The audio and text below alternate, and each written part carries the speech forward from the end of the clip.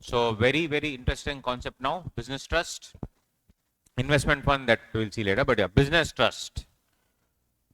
So if you understand the concept of business trust, then it becomes very, very simple. Most important thing is the business trust concept. So all of us are from middle class families, lower middle class family, and what do you say? The thing is, we cannot start buying homes always, right? I cannot buy 10 homes. I can buy one or two. That's all. Two also is a big thing. One I can buy. But, is it possible for me to enter a mechanism in such a way that I can get invest in so many homes? So that concept has been made into a reality with this concept called business trust. So basically business trust, Thailand, you see, it's the largest tech hub in the world. In Singapore, though, there was one, finance expert who came out with the concept paper, calling as business trust. So what this business trust does, very simple. See, how does a mutual fund work? In mutual fund, you will invest money in the portfolio management service, where there will be a fund manager. Fund manager will invest your money that you have given into various portfolios. He may ask you, what do you want? Are you a more aggressive guy or you're less aggressive? You'll say, no, less aggressive. Please don't make it very, high return, high risk. I want moderate risk. Okay. So what will you do with that? So you will look into it very carefully, and the fund manager will look into it very carefully, and fund manager will do the needful. Fund manager will, invest the money carefully according to what you want. So that is the concept of mutual fund, as you know. But guys, we have a wonderful concept the same way, where I give my money to a fund manager. Fund manager creates a mutual fund and invests that money in a basket of equity shares or debt instruments depending on my risk appetite, and then gives me the, return. That's fine. It gives me the return. No worries. And in the mutual fund, he doesn't give me shares. He gives me something called units. So what will I do at the end of the day? I'll get to invest in units of mutual fund. And at the end of the day, what will happen after investing in units of mutual fund? I will get the return. And the value is my NAV, net asset value, all these things. Now in the similar lines, how awesome will it be? How awesome will it be if I get to invest in real estate? So taking the concept of real estate investment and taking the concept of mutual funds, a wonderful concept called business trust was created. The real money is in real estate, as you know. McDonald's, they are famous for burger, fries, etc., or they make their money through real estate. Guys, McDonald's, the burger, etc., that you eat is of no use. It is no money for them. It's a loss actually sometimes. Real deal for McDonald's is the real estate. They buy every property, every land on which the McDonald's is there. So if Mangalore has McDonald's, if Bangalore has McDonald's, everywhere, they own that particular place. That's why you do not see McDonald's mostly in malls, etc. Not so much, as much as it is standalone centers. You'll have standalone McDonald's shops because they are owned by McDonald's. The real deal of McDonald's is McDonald's Realty, which help you earn money, not selling burgers and fries, because that cannot be scalable in a way that will give you a lot of money. Taking the same thing into consideration, how will it be if I create a mutual fund type scenario, and that mutual fund type scenario is called, entity is called Real Estate Investment Trust. It's popularly called as REIT. So you put money in REIT, Real Estate Investment Trust. Real Estate Investment Trust will now invest in various real estate. They may buy land, they may buy a mall, or they may buy shares of a company which has a mall. One company is controlled by one entire mall is controlled by a company. I can buy shares in that company so that I can control the company, control the mall thereby. From the mall, I will get rent. Land, I will give it off on rent and I'll get it. Land, I will sell, I will get capital gain. Everything will be then passed on to you and me who have invested in the REIT. REIT will issue for every investment something called as the units. So REIT is just a pass-through mechanism. REIT is just a pass-through mechanism whereby the land, mall, shares, everything, the income that is passed through REIT and it reaches the unit holder. So it's predominantly called as a SPV, special purpose vehicle. That's it, for investment only. So this chapter deals with real estate investment trust. How is the taxation for REIT? How is the taxation for individual? I invest in REIT, REIT invests further. When the income comes, is it taxable for REIT or is it taxable for me? Or is it exempt for REIT, taxable for me? Taxable for REIT, exempt for me? Or both exempt, both taxable? If both taxable, will rebate come? Like AOP we saw. That is real estate investment trust. Basics only, basics only. So if you see there,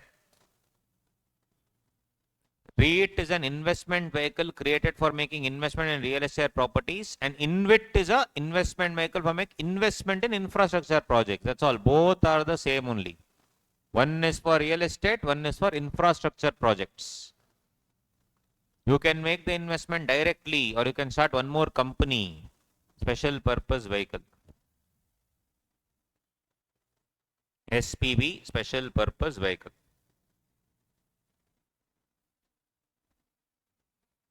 I will explain the concept. Hear me carefully and then I will give you time. Listen to the concept very, very carefully.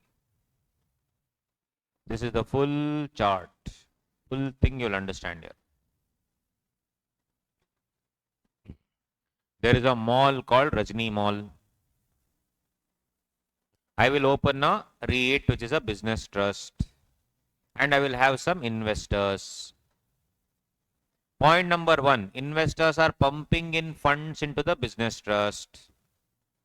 Because they are pumping in funds to the business trust is giving them units. Fair enough.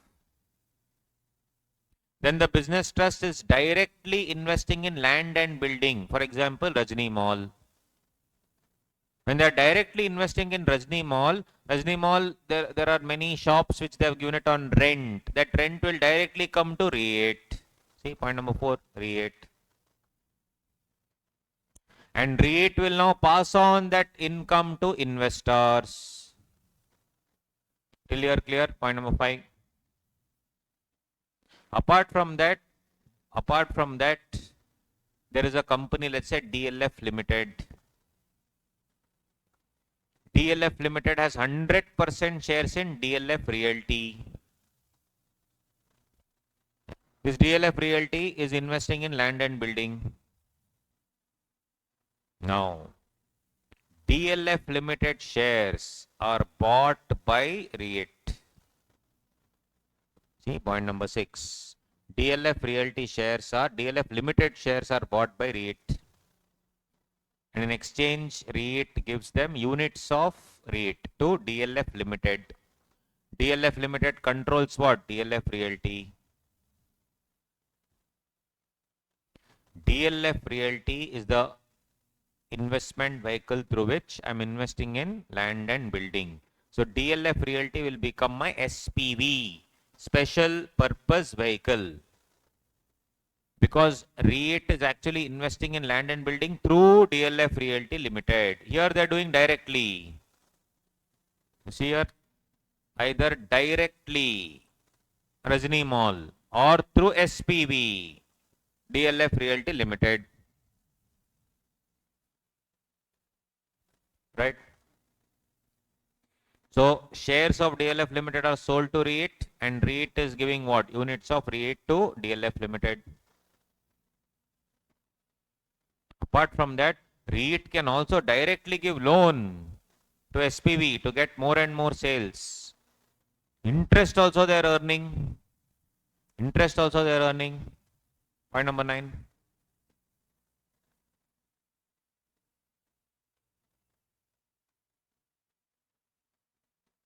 And that interest, point number 10, is being transferred to investors. And lastly, guys, DLF Realty Limited, because I have 100% in DLF Realty, they are giving dividend to REIT 11.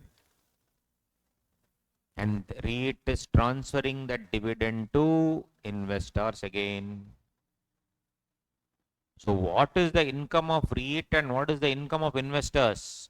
Income of REIT is interest income, rental income, dividend income. Interest income, interest from the loan, rental income, dividend income. This chapter talks about the taxation structure for REIT, taxation structure for investors. Got it, guys?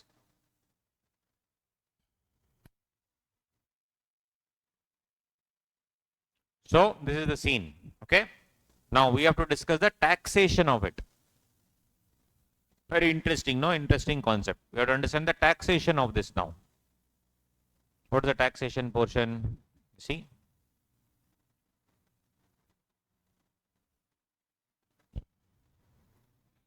Special taxation regime under 115 UA.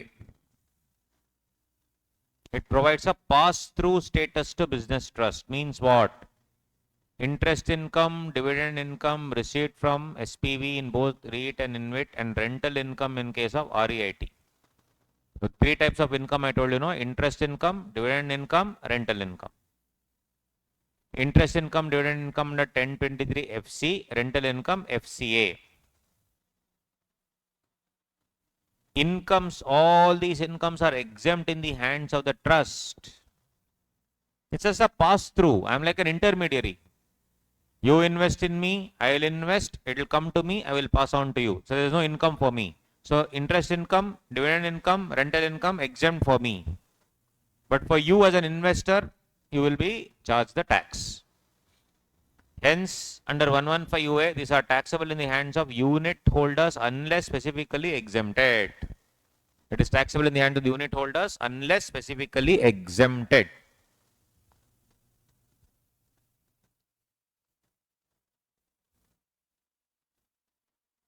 So, dividend income, you see, SPV will give dividend, DLF Realty will give dividend, and dividend will be transferred to unit holders. Pass through. Here also same thing, but if SPV has not opted for 115 BA, 115 BA is reduced income tax, special rate of taxation for companies. 115 BA is special rate of taxation, whereby in some cases it's 25%, some cases 22%, some cases 15%. So we have opted for 115 BA, reduced tax rate. Normal tax rate is 30. Reduced tax rate is 25, 22. We have opted for reduced tax rate. Here it is not opted. Here you have opted for reduced tax rate. If you have not opted for reduced tax rate and DLF Realty Limited is actually paying normal tax at 30%. So whatever they earn, they'll pay normal tax of 30%. And when they give it to the business trust, for business trust, that dividend income is exempt under 1023 FC. Similarly, dividend is passed on to unit holder. That is also exempt under 1023 FT. Right? If SPV, DLF Realty is paying normal tax rate of 30%, then when they give dividend on the shares, it is fully exempt in the hands of the business trust. And that again, it is fully exempt in the hands of the unit holders. This is contrary to our normal concept of dividend. Dividend is now taxable in the hands of the recipients except business trust and unit holder.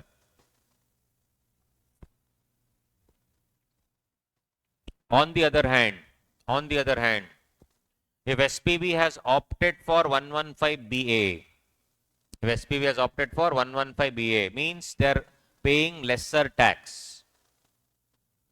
When they are paying lesser tax, Nirmala madam is telling, boss, when you are paying lesser tax, how can I make the dividend exempt?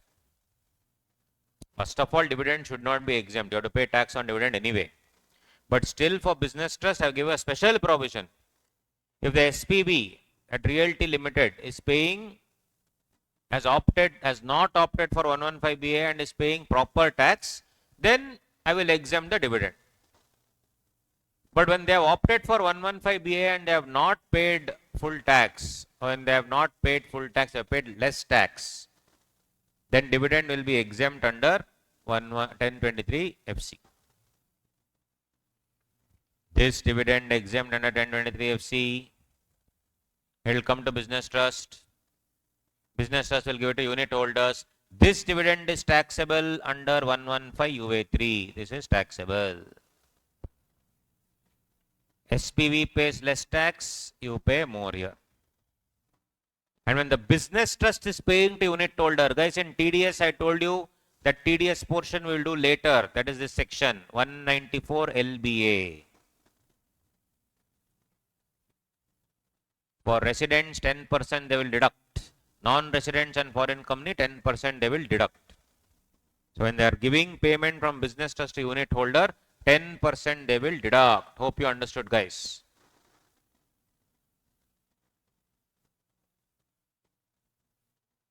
Got it?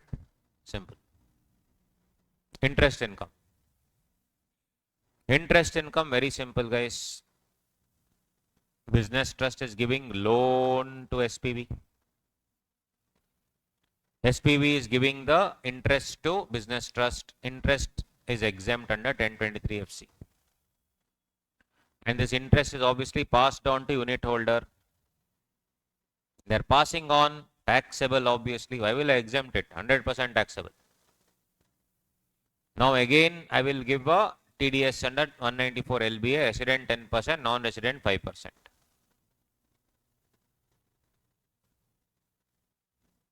Rental income.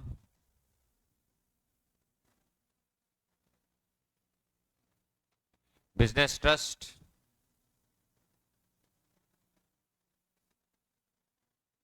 Is either investing in an SPV or they have directly purchased Rajini Mall. Whatever interest, whatever rental their Rajini Mall is taking, everything they'll pass it on to business trust. That is exempt.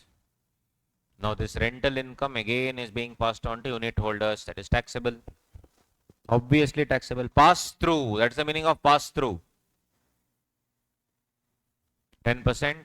Non-resident at the rates in force means Finance Act rates.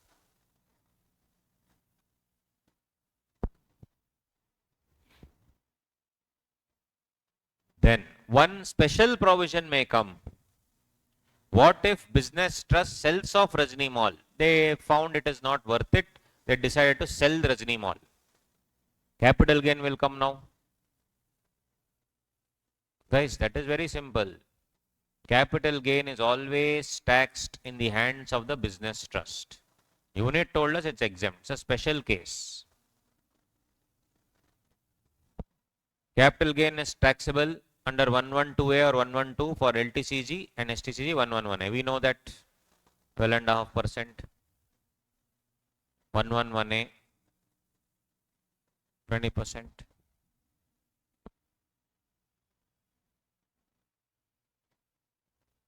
Disposal of asset. I'll sell the shares, sell the land.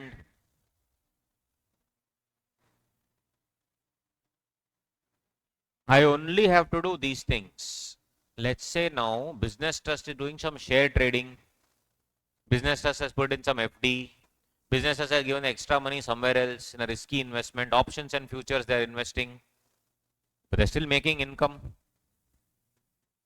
Nirmala madam says, boss, you're only supposed to do rental, interest, dividend. Now you are sitting and doing other things. Buying and selling of shares you're doing. Real estate, land you're playing around. You're subleasing it. You're doing something else. All other income, I will not care only. I will tax in your hands at MMR, 42.744%. The new regime, 39%. No mercy. You're not supposed to do any of these things. Why are you doing? You're doing, charge, 39%. And for other people, it is exempt.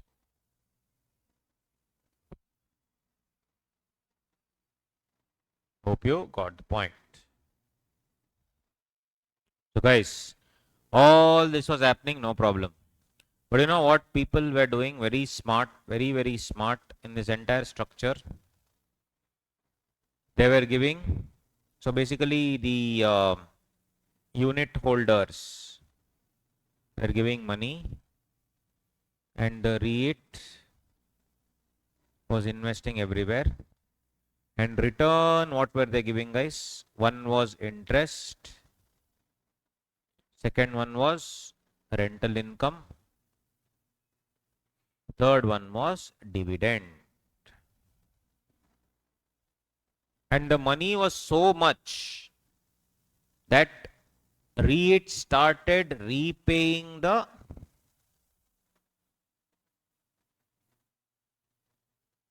loan. Repayment of loan also. They would have given some loan to others that was getting repaid, not just the interest portion. And whatever unit holders were giving money, that also they were returning back like a buyback. They are giving extra money. One was interest, one was rental income, one was dividend, one was repayment of loan, other income, like that they were giving. What had Nirmala madam taxed? Interest she had taxed, rental income she had taxed, dividend she had taxed. Has she taxed repayment of loan? They were showing as unit holders have given loan to REIT and REIT are repaying the loan. And when REIT has given loan to special purpose vehicle, when they are repaying the loan, that loan component which was repaid, that was giving back to unit holders. So when REIT has given loan, we have seen for which interest they are getting. Interest, okay, is taxable. What about this loan part, repayment? When this loan part was repaid to REIT, REIT is passing it on to unit holders. And for unit holders, it was tax free. Why? What is taxed? Interest is taxed, rental income is taxed, dividend is taxed. Is repayment of loan taxed? No. Nirmala madam woke up. Amendment 2023. Taxation of repayments other than income to unit holders.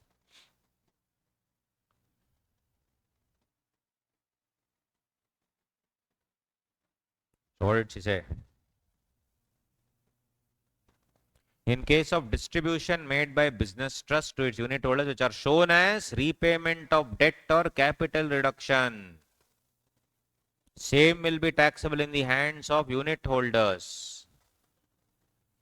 Not under 115 UA3, it is taxable under IFOS, income from other sources, guys, deadly, 5612, 56.212. When we did IFOS, there was one point on business trust. I told you when we go to business trust chapter, we'll do. TDS, there was a part of business trust. I told you when we go to business trust chapter, we'll do. That's what we're doing. Where is it taxed? That amount, IFOS.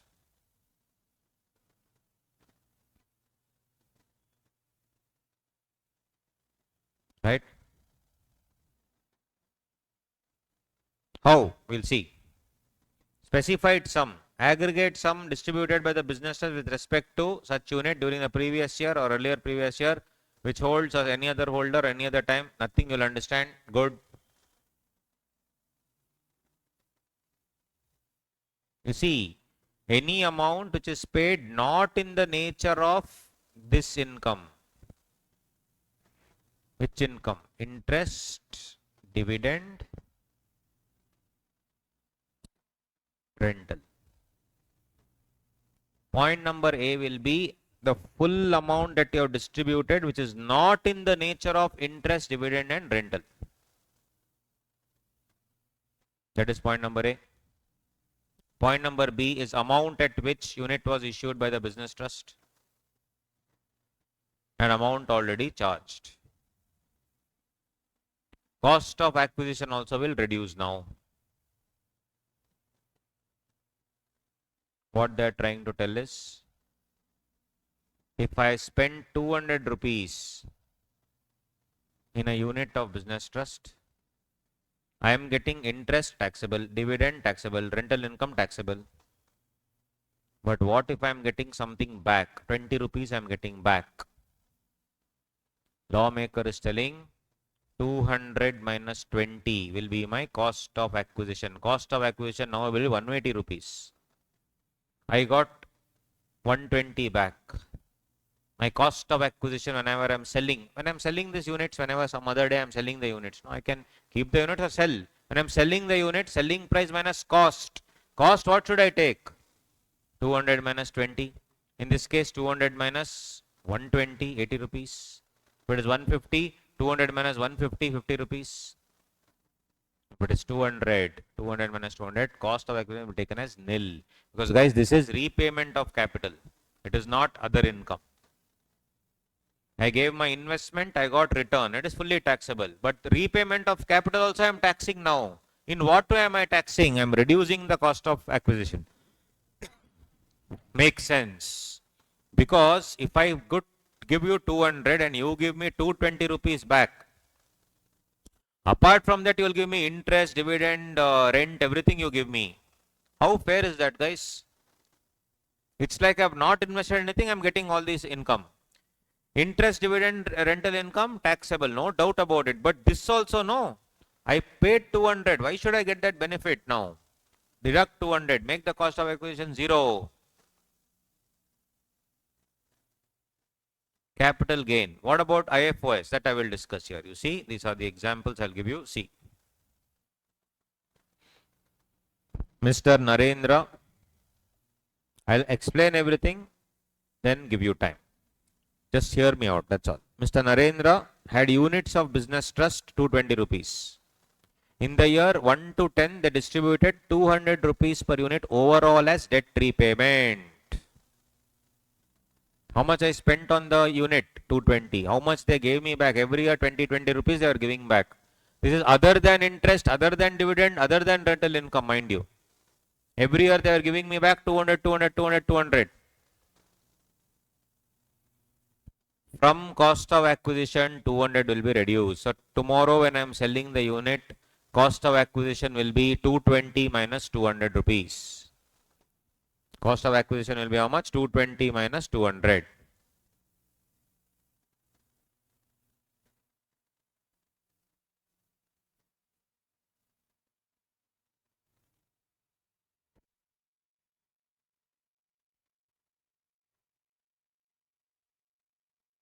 $56 to 12.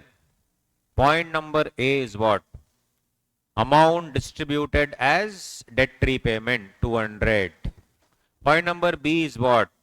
The amount for which I had bought the shares, units, 220. What is C? Have I charged anything before under 56 to 12? No. So what is the specified income? 200 minus 220. So nil. Nothing is chargeable as gift taxation.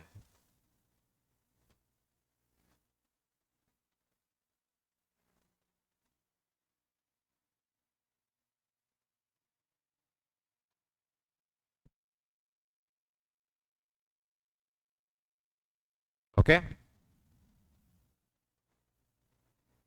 Just 1 second. Year number 2. Year number 2.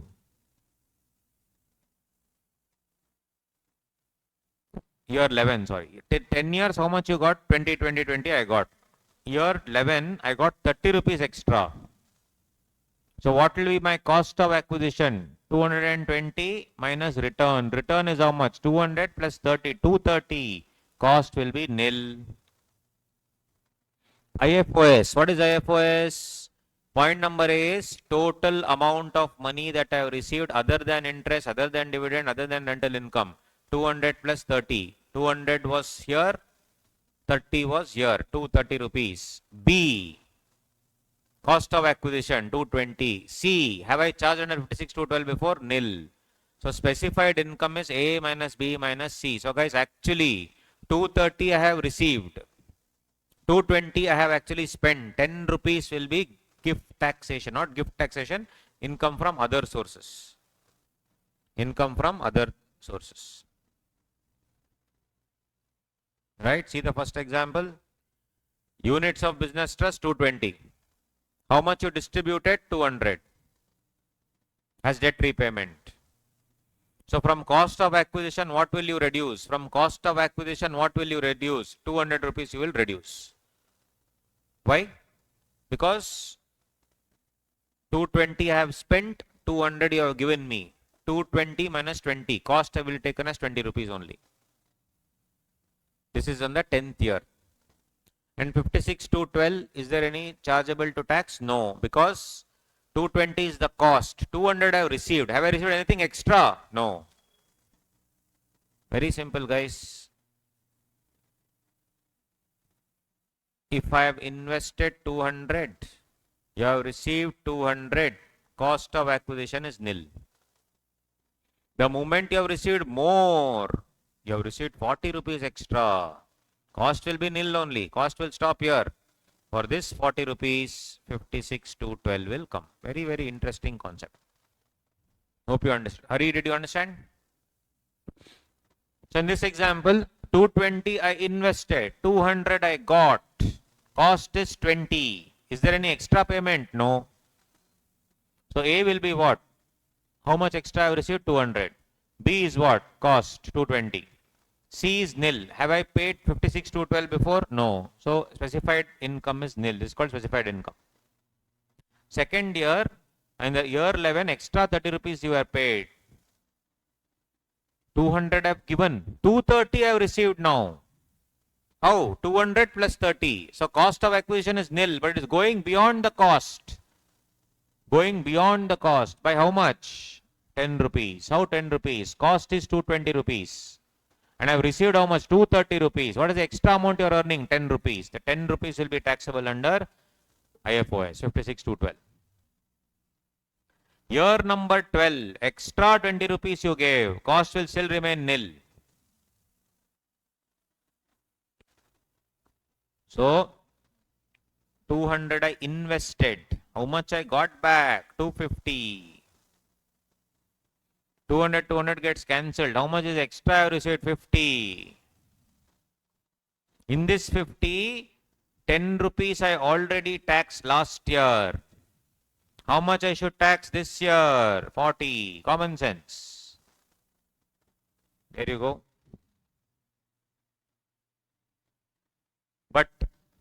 But 1 second. My bad. It is not 200, 220. That's the, sorry. Repeat. How much did I invest, guys? Units, how much did I spend? 220. How much I reserved back? 250. Cost is getting exhausted at 220. How much is the extra amount? 30. In 30, 10 rupees was already taxed last year. This year, how much will I tax? 20.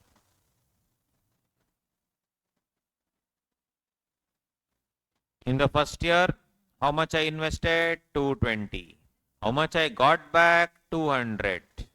Is there anything extra? No. So gift taxation, 56 to 12, IFOS will not come. But cost is reducing. 220 minus 20, cost is only 20 rupees. Next year what happened? Overall 220 had invested. How much you gave me back? 200 plus 30. 200 plus 30. 230. 220, 220 gets cancelled. What is the extra amount? 10. 10 is 56, 212. Next year, 220 I've invested.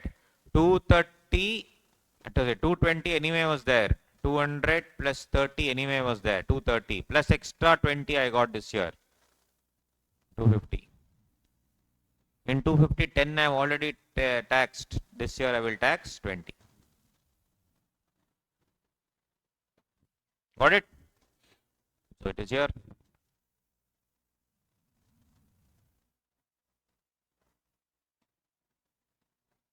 Understood, guys?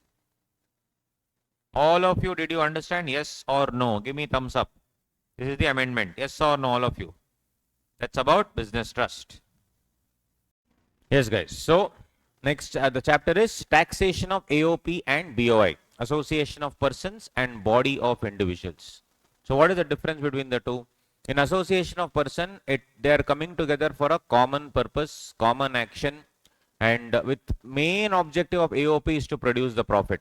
Whereas in BOI, it is coming because they are coming together jointly, maybe voluntarily, maybe without voluntarily, involuntarily basically, but they are coming together for something else. For example, the father was running the business and he passed away, and he, as a succession, it went to his children. Now, father was running a partnership firm. Children don't want to run a partnership firm, but they want to do it separately. Separately in the sense, not like a firm, but they want to separate the functions in between that business. So then it will be assessed as a body of individual, because the father was very clear in his will. He has given the entire property to his children, but with the condition that they have to work together.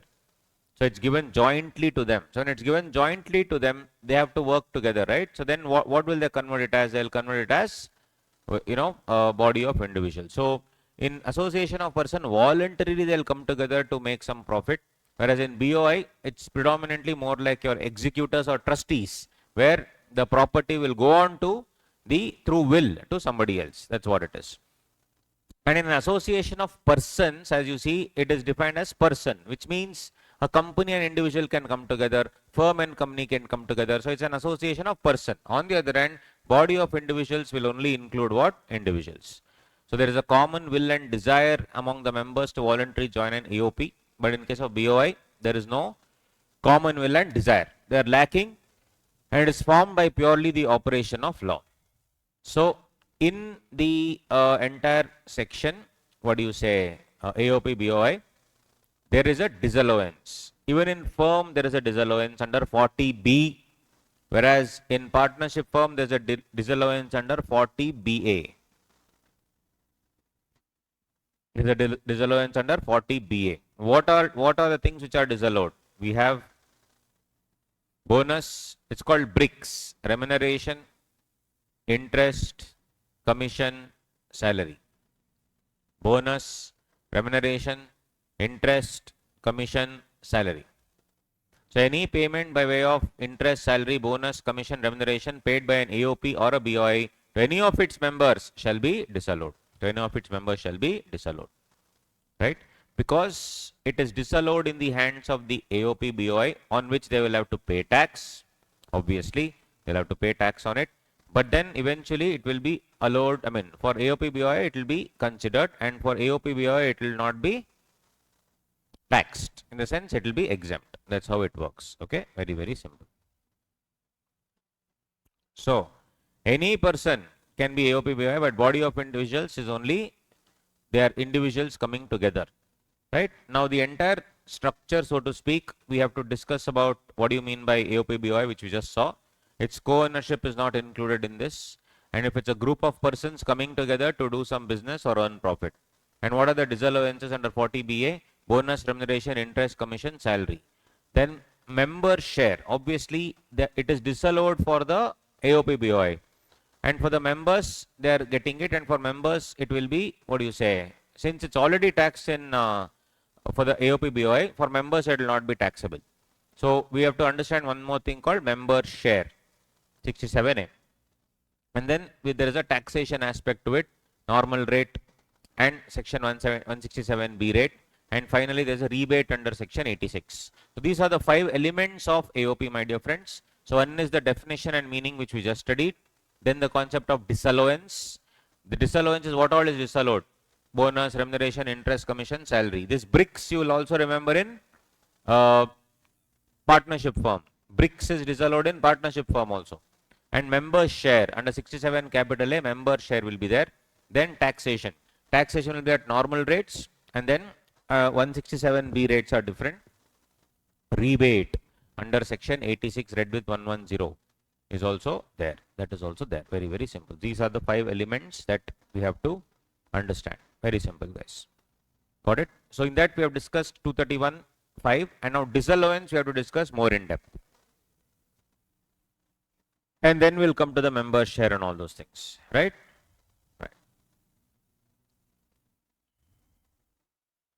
So the first part, guys.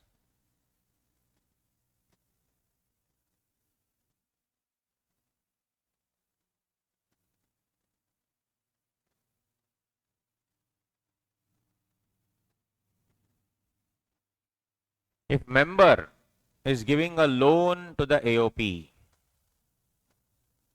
is the interest disallowed? Yes. Any sort of interest will be disallowed. Any sort of interest will be disallowed. That's the most important thing. Members giving loan to the AOP, interest is, if he is giving, AOP is giving interest, any sort of interest will be disallowed. Because when I say bonus, remuneration, interest, interest is not interest on capital, interest is not just interest on capital, interest is not just interest on other things, it is also interest on loan, also any interest. Any interest. Okay. So the AOP is giving interest to whom? The AOP is giving interest to whom, guys? To the, yeah, if AOP is giving interest to the member, interest on loan, that will be disallowed. Any rent paid by AOP, if the rent is being paid by AOP, it is 100% allowed. It is 100% allowed. Right? Yes. Cool. So members giving a loan to AOP and AOP giving interest to members, disallowed. AOP giving interest to members would be what? Disallowed. Rent paid by AOP is allowed. Rent paid by AOP will be allowed. Right? Now, one example I want to tell you. Check this out. So I always like this movie called Onion. I don't know if you have watched. So most of my examples will be around Onion only. It's a very old movie. When I was in BCom at Com, I think 2010, 11 or something. Yes, so it was a good movie. So yeah, that time there was this Onion, Ambi, Remo and Nandini. So I generally use that example. Because I teach in Chennai also, no? So they like all these examples if I use from Tamil movies and all those things. But anyway, it's a universal thing. So guys, AOP, BOI, the name of the AOP BOI is called Nandini. Now, Nandini and a member of the AOP BOI is called Onion. Now, 14,000 rupees is the interest on loan or capital of by Onion. It is paid by Nandini to Onion. And point number A, Onion as a member is giving what? Interest on his drawings, 10,000 interest on his drawings. Similarly, second case, Onion as a member is giving 16,000 rupees interest on his drawings. In the first case, first scenario, 10,000 interest on drawings. Second scenario, 16,000 interest on drawings. Question here is, payable is 10,000 in point number A, receivable is 14,000. Payable is 10,000, receivable is 14,000. Point number B, payable is 16,000, receivable is 14,000. Is set off possible? Is set off possible? So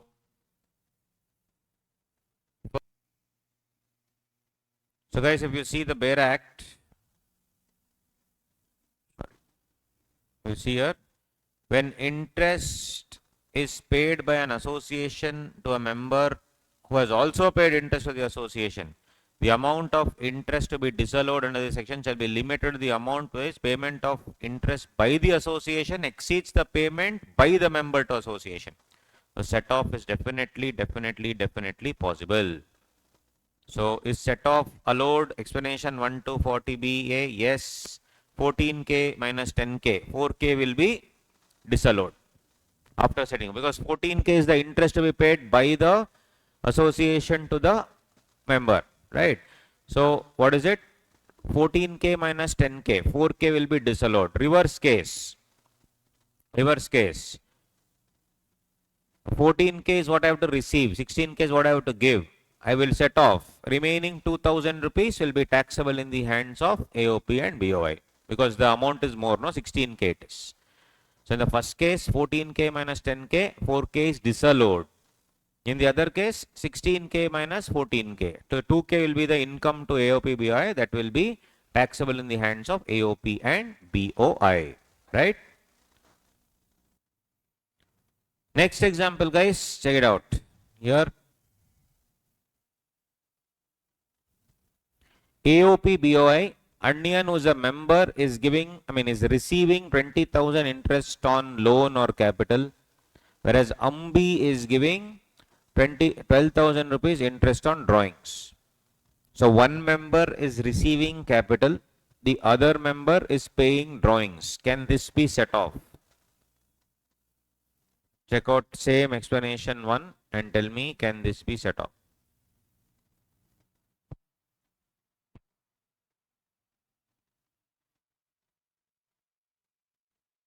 You see, when interest is paid by an association to any member who has also paid interest,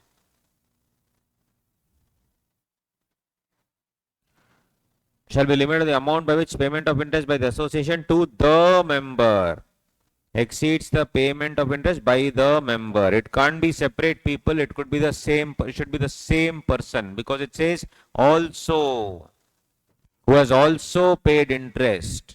Interest is payable to the member. Member also has paid interest. Also paid. Most important. So answer, both should be same person. So amount paid by AOP and amount received by AOP, two are from the firm. They have given word also and they have given the word the member. So both should be the same person. AOP BOI disallowance under 40BA is 20,000. Income chargeable is 12,000. So it separately should be seen. It should be seen separately. Hope you got it, guys. Cop. Yes. So this is what it is. Next. Now this is little. Okay. Let me just make it full screen so that you can see the entire thing, guys. I'll explain and then we can tell the answer.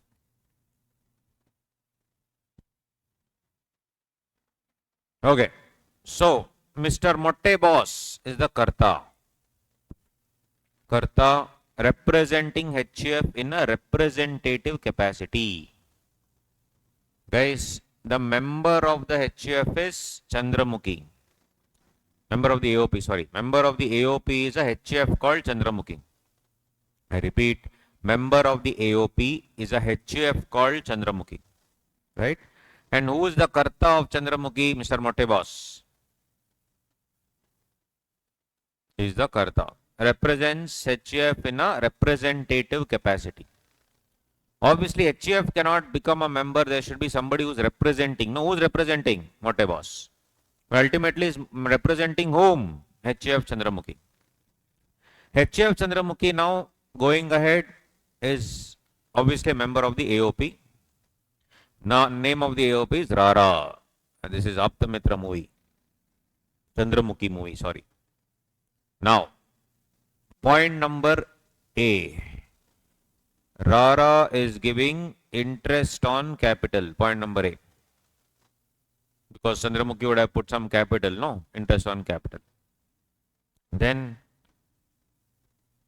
AOP is also giving 15,000 interest on loan. 15,000 interest on loan. Then because Mr. Motte Boss has given loan in an individual capacity.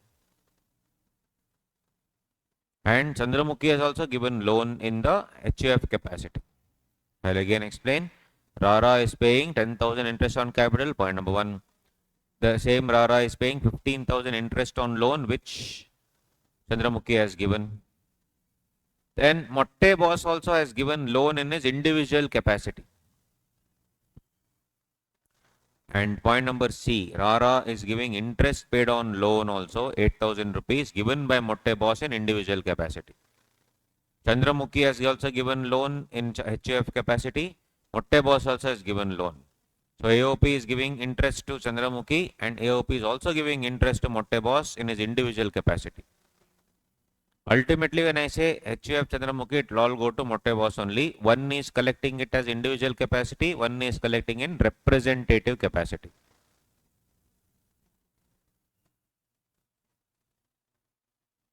Then one more interesting thing is Motte Boss also had taken a loan from AOP. Motte Boss also had taken loan from AOP. So that also you see. Paid interest 3,000. Paid interest 3,000 on loan given by AOP to him in individual capacity. So Motte Boss has paid interest 3,000 rupees on the loan given by AOP to him. So first of all, what are the transactions here? Interest on capital, transaction number 1. Second one, HUF has given a loan in the HUF capacity. I am giving 15,000 interest on loan. Point number 3, Motte Boss has given loan in individual capacity. I am giving interest 8,000. Fourth one, Rara AOP has given loan to Motte Boss. And Motte Boss is taking interest. I mean paying interest. How much? 3,000 rupees. The question here is 10,000, 15,000, 8,000, 3,000. What's the treatment? What's the treatment of 10,000, 15,000, 8,000, 3,000?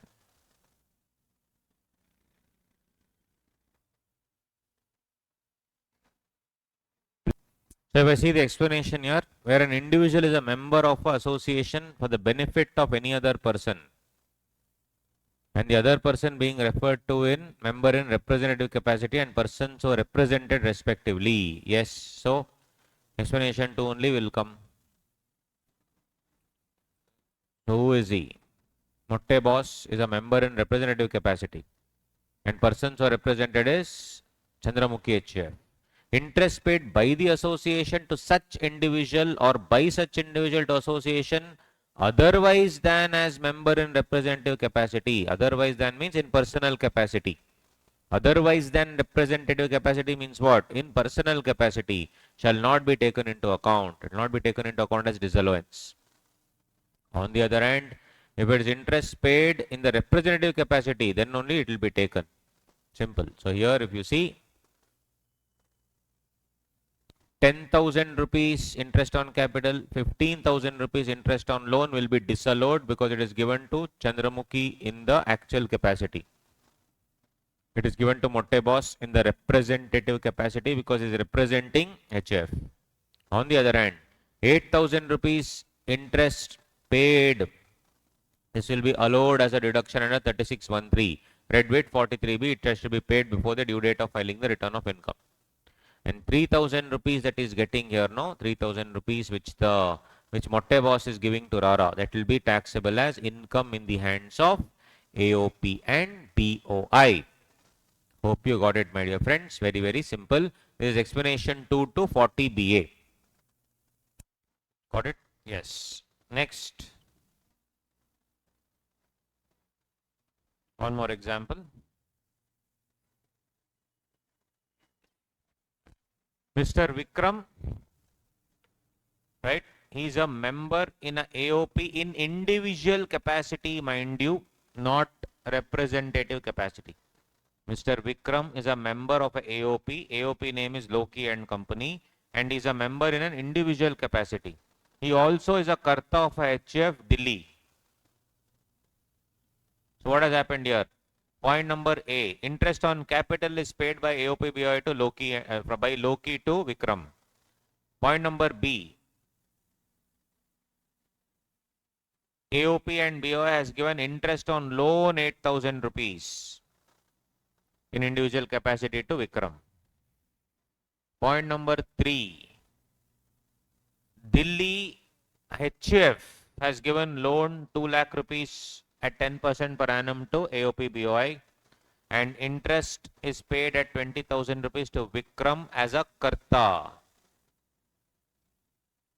Reverse of the last position. In the last position, HUF was the member. Here, Vikram is the member. Got it, guys? Same dialogue. What is the treatment of 8,000, 10,000, 20,000? Right, guys. Explanation 3. Where an individual is a member of an association or body otherwise than as member in a representative capacity. Otherwise than as a member in means if he is a member in an individual capacity, then interest paid by the association or body to such individual shall not be taken into account for the purpose of this clause if such interest is received by him on behalf or for the benefit of any other person. So in this case it is ulta. This 10,000 and 8,000 will be disallowed under 40BA, whereas this 20,000 which I am paying to Mr. Vikram will be allowed under 3613. Very, very simple, guys. Got it? So 10,000, 8,000, 20,000. 40BA disallowed. 10,000, 8,000, 40BA is disallowed. 20,000, it is allowed under 3613.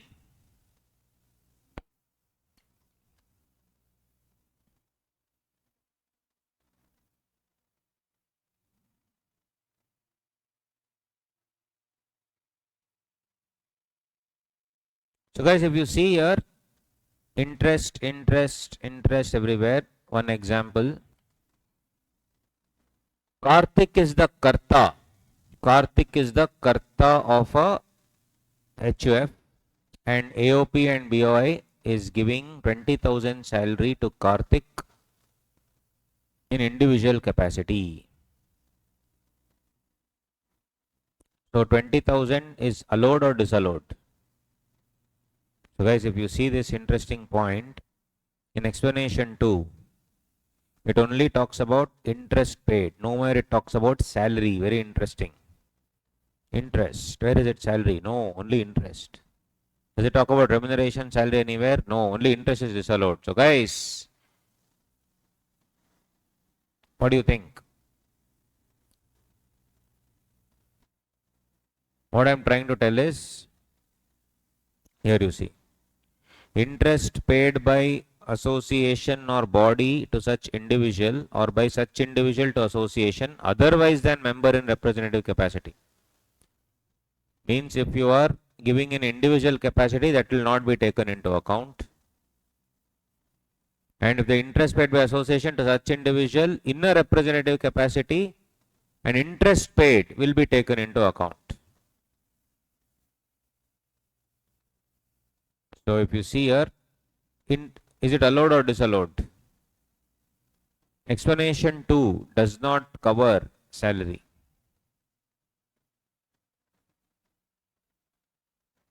So can I take it into account? Yes. So I can still pay to, it will be disallowed then. Why? General rule, if I pay to somebody in an individual capacity, that will not be taken into account. But here it should be taken into account because only interest should not be taken into account. Salary should still be taken into account.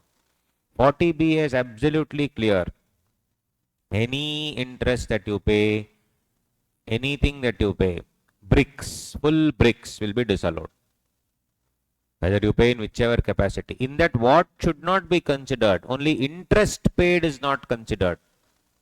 But salary paid will still be disallowed. Rashik Lal and Company. So what planning I can do? Instead of Karthik, I can give it to Karthik's relative, but subject to 40A2. Subject to what? 40A2. Correct? Yes. Next here you see tax rate for AOP and BOI. Tax rate for AOP and BOI. Let's see that. So this is the next part of the story. Quite simple. Main thing is what we have done already, and this is the other part of the story now. Right here, where shares are determinate and known. 167D. This is what would be the tax rate for AOP and BOI. When the shares are determinate and when they are known to everyone. So where none of the members have taxable income excluding the share of income from AOP, which means what? Income other than AOP income. Income other than AOP income is less than the basic exemption limit. Income other than the AOP income. So they don't have any other income, only this income, AOP income they are getting. So when the shares are determinate and known means what? Each member share is known. There are 4 members, each of them is getting 25%.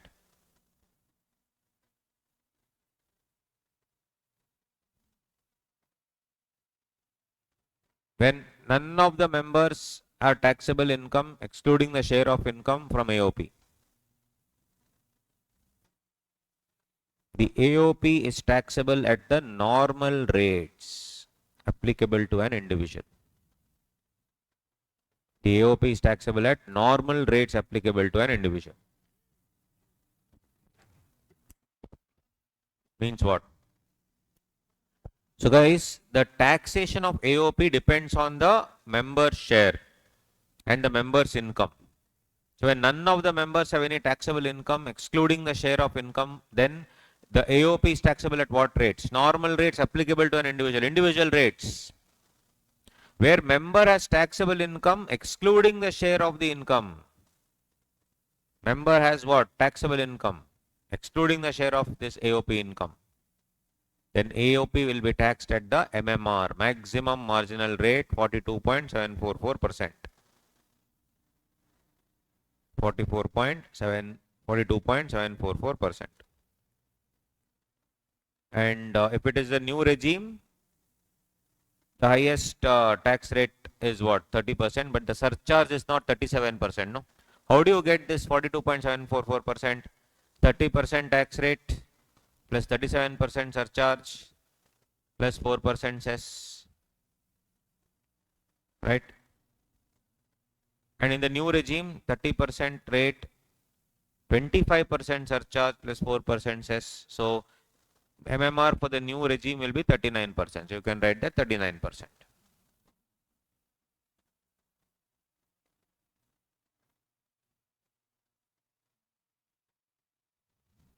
Where any member is taxable at a rate higher than that the maximum marginal rate. For example, foreign company. For foreign company, obviously, it will be, more because the foreign taxation rate was 40%. Now anyway, it's 35%, but 40% plus surcharge. So in that case, basically when a foreign company is a member there,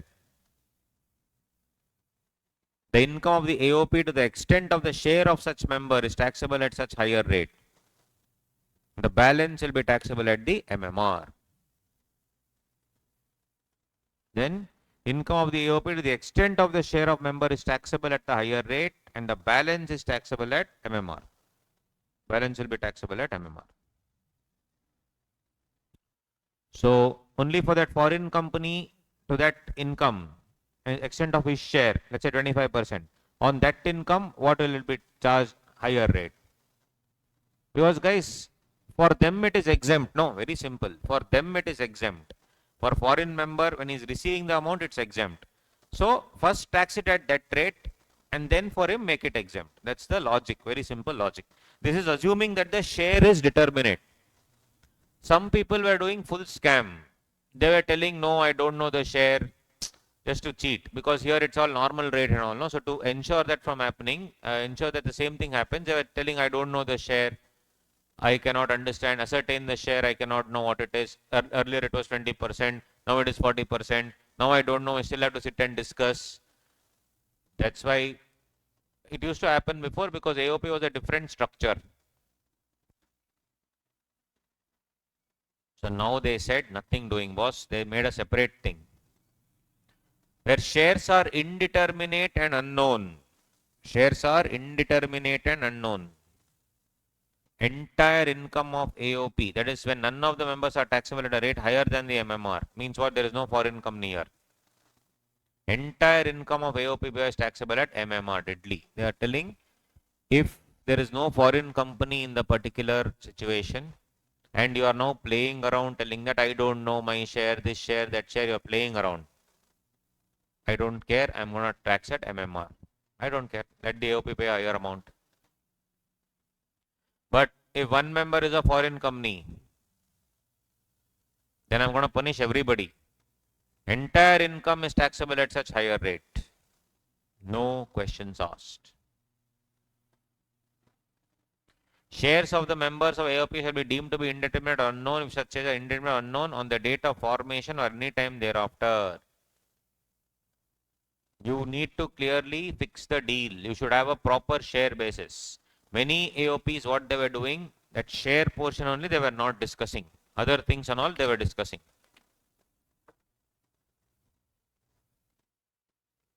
Right? Shares of the members of AOP shall be deemed to be indeterminate or unknown if such shares are indeterminate or unknown on the date of formation or any time thereafter.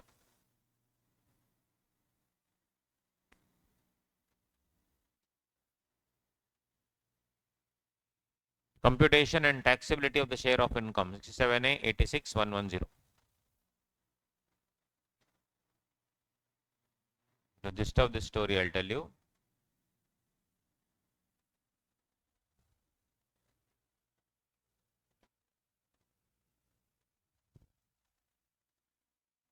So, if AOP and BOI is taxed at individual rate, member share is also taxed at 67A. If AOP BOI is taxed at MMR or higher than MMR, then there is no tax for the member. If AOP BOI is not at all taxed because it's exempt, then it is taxed at normal rate. So guys, interesting to know here, in these 2, 3, 4 cases, is there any double taxation? No. No double tax. And hence, no rebate. But if AOP, BOI are taxed at individual rate, see, if they are taxed at individual rate, this one here, they are taxed at individual rate.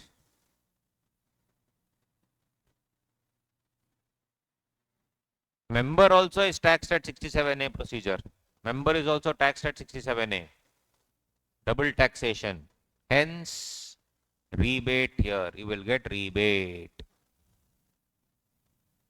Under section 86, read with 110. Rebate under section 86, read with 110.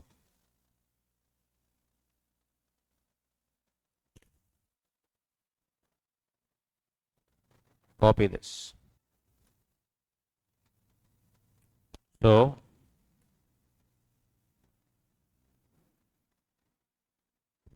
if the AOP, in the AOP there is Mr. X, Mr. Y and XYZ limited, and there is total income, no total income, this is total income other than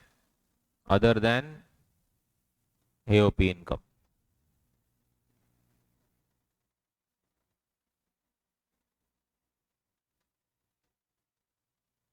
Here it is 20,000.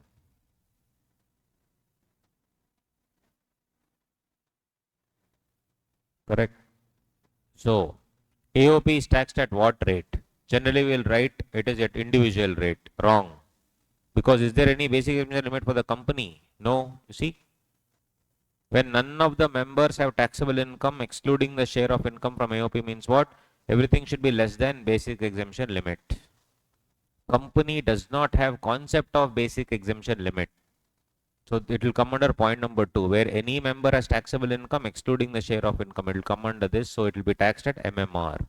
So there is no basic exemption limit for company. AOP is taxed at MMR. Common mistake, people tell that they are taxed at what rate? Taxed at individual rate. Wrong. Second example, AOP, Mr. X, Mr. Y, XYZ Limited. Total income nil nil. There is a loss of 30,000. Loss of 30,000 is here, where any member is taxable at a rate higher than the maximum marginal rate. So XYZ Limited is there, 30,000 is the loss here.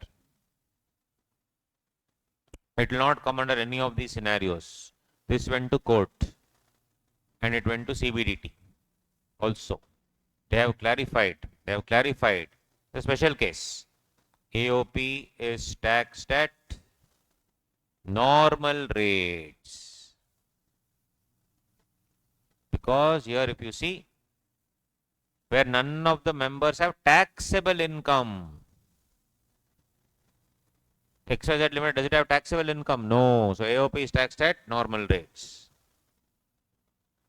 And it's just a clarification which went to them and it was got cleared. Member share taxed at members' hands. And definitely you will get rebate. Rebate, pakka you will get rebate because it's a case where rebate has to be taken into account. These are some of the questions that you can ask in a different way.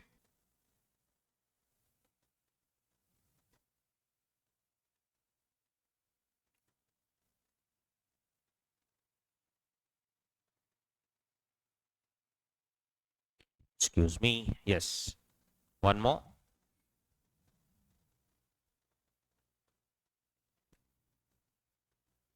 AOP. Company A is there, company B is there,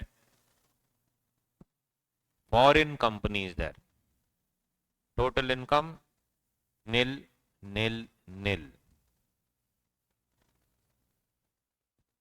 Will this come under case 1? None of the members have taxable income. No, it will not come there because this will include what? Where any member is taxable at a rate higher than MMR. It never says any member should have taxable income. See the wordings. It never says any member should have taxable income. It just says where any member is taxable at a rate higher than MMR. So AOP is taxed at company A and company B, it is taxed at MMR. And foreign company, it is higher rate than MMR. Individual share not taxable. Individual share is not taxable. Individual share will not be taxable. That is what this entire thing says. That's what all these things say, guys. So total income will be taken, less interest, salary. I'll subtract all these things. Why? Because this is the member share. Total income of the AOPBI, and I'll subtract all these things. Why? Because this will be disallowed for the AOP, hence here I will allow it. Balance apportionable among the members, share of member I will get. To that share of member, each member I will add individual salary. That will be my total share. So from the total share, I will have to subtract the bricks. The balance only will be apportioned because that is the actual share. And to that actual share, I will add the individual salary. Then only it will give me total share it will give me. This will be subtracted and added because it is already disallowed for the AOPBI. They are already paying taxes. So the total income of AOP BOI is 10 lakh and the bricks is 5 lakh. 5 lakh is apportioned and there are 5 members, each person 1 lakh you will get. Apart from that, each person is also getting salary of 1 lakh. So 1 plus 1, 2 lakh will be the total share of each member. That's how I should look at it. And if I have any borrowed some interest to pay for this, borrowed some money to pay for the capital of this particular AOP, that interest paid also I should subtract. That will give me my final net assessable share. On this only I'll have to pay tax. Very simple.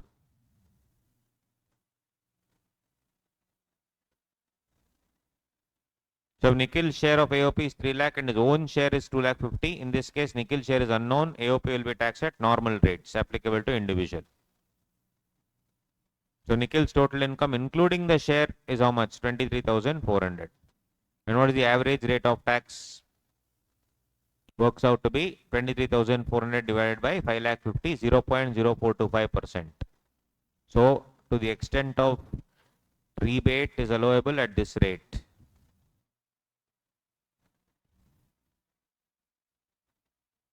Because I am doing double taxation, there is rebate allowable. So I should take my income, I should take AOP income, calculate the tax and calculate the average rate of tax. And once I get the average rate of tax, I should calculate that average rate of tax into the share. I will get rebate. Only in case number 1, rebate will come. AOP also has already paid. That same income is being added to me also. So there is rebate. How do I compute rebate? My other income plus AOP income, add, compute tax, and then do the average rate of tax. That is tax amount divided by total income, which will give me my average rate of tax. And average rate of tax kindly apply on the AOP income of 3 lakh. That is the rebate. Very simple. Common sense.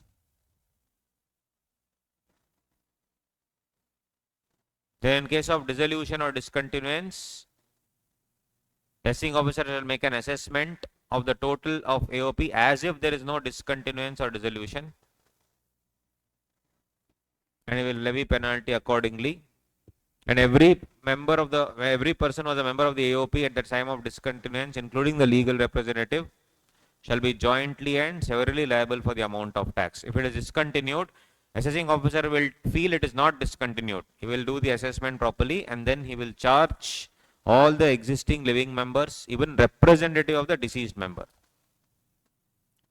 And the representative of the deceased member, his share will not be personal. His share will be only to the value of the estate inherited. And penalty also will be levied. Very, very simple. This is the discussion on AOP. Cool. So the next part of the story is taxation of firms. This is also important because there has been one important amendment which is has come in the Finance Act 24. That is this. Anyway, so let's discuss that.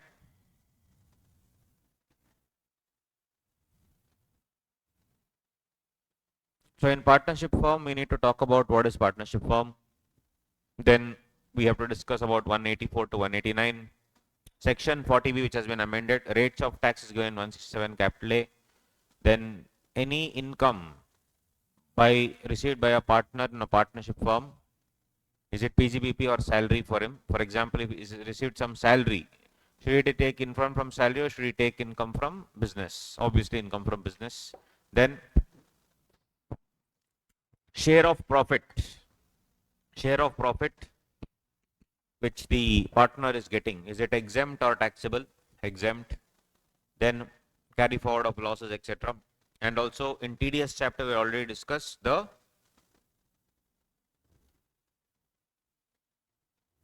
TDS implication, that is 194T. So very simple guys, partnership means it is between two people minimum. There should be an agreement, written agreement to share business, share profits and losses of a business, and there has to be an agreement in writing. Though Partnership Act does not require agreement in writing, generally Income Tax Act requires agreement in writing. So very simple.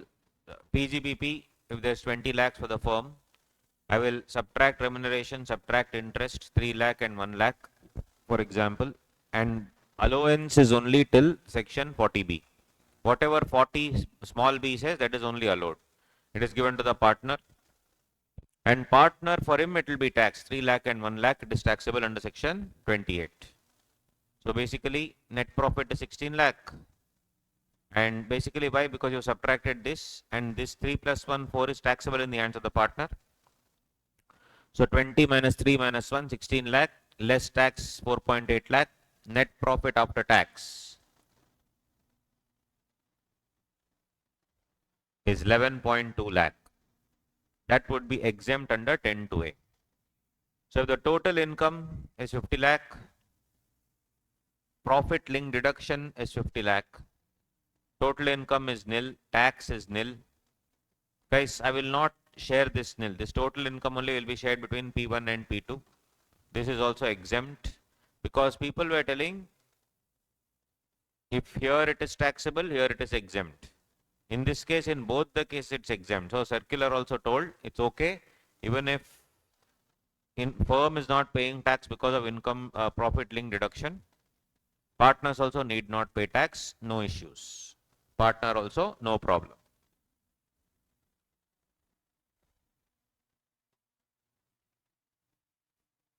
Yes. So bricks will be disallowed. Bonus, remuneration, interest, commission, salary will be disallowed. So when will bricks be disallowed? Obviously, anything exceeding 40B limits will be disallowed. Anything exceeding 40B limits will be disallowed. And if 184 conditions are not followed, then it would be disallowed. What are 184 conditions? Partnership share should be in writing. Partnership deed should be in writing. Share must be mentioned there very clearly. Share cannot be indeterminate like AOP BOI, and it should be certified by all the partners, everybody concerned. Then also in 184(5), if AO invokes best judgment assessment under 144, then the whole of bricks will be disallowed. These are three scenarios where bricks, that is bonus, remuneration, interest, commission, salary will be disallowed. Right. And as far as assessment and liability is concerned, reconstitution of the partners is nothing but change in the partners or change in the PSR will result in the reconstitution under section 187. Succession is other than 187. So that will be governed under 188. Reconstitution under 187, succession under 188. Dissolution and discontinuance on the other hand is under 189. So this is regarding assessment with respect to reconstitution, assessment with respect to succession, and assessment with respect to dissolution and discontinuance. 187, 188, 189. Right, the assessment of everything, especially succession, etc., is happening in 170. Liability is governed by 188A, partnership firm, it is joint and several, whereas 167C is for LLP. Mind you, this entire chapter also applies to LLP. Partnership firm and LLP, both the treatment is the same. This is the reason when bricks will be disallowed. What do you mean by reconstitution of a partner? So on 1/4/2024, Messrs PJC is there. On 30/6/2024, PJK will come. Change in partners. Is it reconstitution? Yes.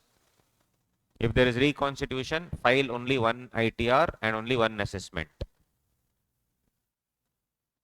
But guys, for the previous year 24-25, who all is liable as per Income Tax Act?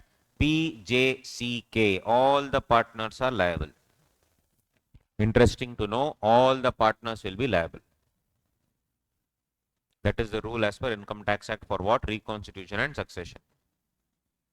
Next, let's say C retired on 1/4/2024. As per Partnership Act, you will retire only until public notice is given. But as per Income Tax Act, you will be liable for the full 24-25. Basically, they are trying to tell, even if you are working in that particular firm for one day in that financial year also, you will be liable. 188A says. Let's say C retired and later died at the time of assessment. C's liability was assessed as 1 crore. C's legal heir had inherited property. C's legal heir did not inherit property. C's legal heir inherited property worth 3 crore. Legal heir liability is 1 crore. He had only inherited property worth 50 lakhs. Then legal heir is 50 lakhs. Legal heir did not inherit anything. Legal heir is definitely not liable. This is 159.6. I'm giving you snippets of everything. These are all the important areas. So under Partnership Act, until public notice is given, he is liable. But under Income Tax Act, he will be liable for the full 24-25 as per this section.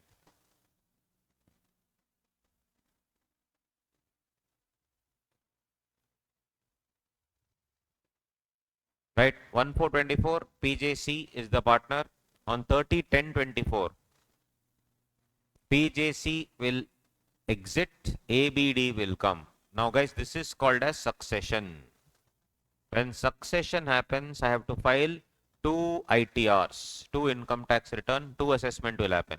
One assessment from 1/4/24 to 29/10/24. One more is 30th October to 31/3/25. 2 assessments will happen. 1/4/24 PJC was there, 36/24 PJ was there, C exits, B comes in. 30-10-24 PJB is there, J exits, A comes in. 31-3-24 PAB is there, P exits, D comes in. Is this succession? This is not succession. There is no sudden replacement of all the partners. This is called gradual reconstitution. So gradual reconstitution point only will come. 167C for LLP, same as 188A, the same one, no change. Only thing is, there is a clause in case of gross negligence mismanagement. Guys, in a partnership firm, if one partner does negligence or gross mismanagement, all the partners are liable. But in LLP, if there are 4 partners and one partner does gross negligence or mismanagement, other 3 will not be liable if they can prove that they were innocent and they did not know about it. It's all about how you prove it. That's the beauty of Partnership Act. You need to prove that you are innocent. Death of a partner. If the partnership deed is silent, Section 42 of the Indian Partnership Act says firm is dissolved. And Section 189 of the Income Tax Act will apply. Whereby, of course, what do you say? Of the dissolution, what to do, we'll see. The question is silent, always consider that the firm is dissolved. On the other hand, partnership deed says that the firm will continue. Then Section 42 of Indian Partnership Act says subject to the contract, which means if the partnership deed clearly says the firm will continue, then the firm is not dissolved. Then it will amount to reconstitution under 187. Interesting. It will be 189 dissolution under Income Tax Act if the partnership deed is silent, but if the partnership deed says so that it will continue, then it will continue and it will become reconstitution under 187. This is the principle laid down in Sakti Trading Company. This is not given in the Bear Act. It's principle laid down. But this can also be treated as succession under 188 and 2 assessment can be made also, no problem. One till the date of death and one after the date of death. Right? So those are all the things covered here before that. Whatever I discussed in a gist is given here. When you read, you will come to know. What is the tax rate? Tax rate is 30%. Long-term capital gains, listed securities, 10% on 1 lakh till 23rd July. After that, 12.5%. No change. Surcharge 12% once the income exceeds 1 crore. Cess 4%. TDS is also there now, discussed in TDS chapter 194T.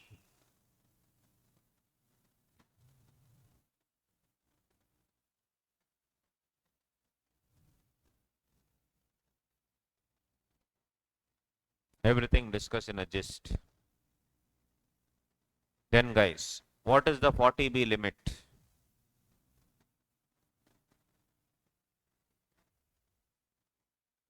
This is the important thing. Earlier it was on the first 3 lakhs, 1 lakh 50 or 90%, whichever is higher, on the balance 60%.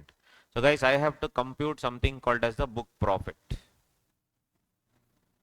Book profit will be what? Net profit as per PGBP plus the remuneration paid or payable to partners. If the same has been debited to P&L account, any current year depreciation and unabsorbed loss of depreciation to be adjusted if not debited to P&L account. So, book profit plus remuneration paid plus payable, it has to be added back. Why? Because I have to compute what is the deduction. So, if I have already debited the partner's salary, I have to add it back. That's all. And if it comes up to, let's say, 10 lakhs, on the first 6 lakh rupees, I should take 90% or 3 lakh, whichever is high. 90% of 6 lakh is what? 5.4 lakh or 3 lakh, whichever is higher. Which will I take? 5.4 lakh. And on the balance 4 lakh, I will take 60%. 60% of 4 lakh is 2.4 lakh. So ultimately, this is how I need to pay the remuneration. How much is allowed overall, guys? If my book profit is 10 lakh, on the first 6 lakh, it is 5.4 lakh is allowed. On the remaining 4 lakh, 2.4 lakh is allowed. So 5, 6, 7, 7.8. 7.8 lakh is the maximum remuneration I can pay to all partners put together. If I pay anything more than this, that will be disallowed for the partnership firm. That's all. This much is allowed. Anything more than that, disallowed. If I disallow, who will pay the tax? Firm will pay the tax. And that extra money will be exempt for the partner. For example, instead of 7.8 lakhs, I paid 8 lakhs. 7.8 lakhs allowed, 20k disallowed. Partnership firm will pay tax on 20,000. And that 20,000 will be exempt in the hands of partnership, exempt in the hands of the partners. 20,000 will be exempt in the hands of the partners. Right? So if you see 40B, these 4 conditions must be satisfied for interest and remuneration. Partnership deed should be in writing. Interest maximum 12% allowed, more than 12% disallowed. It should be only the period falling after the date of the partnership deed. Partnership deed as per Partnership Act can be oral also. But here it's very clear, it should be only the period falling after the date of the partnership deed. Remuneration is only to the working partner, not to the sleeping partner.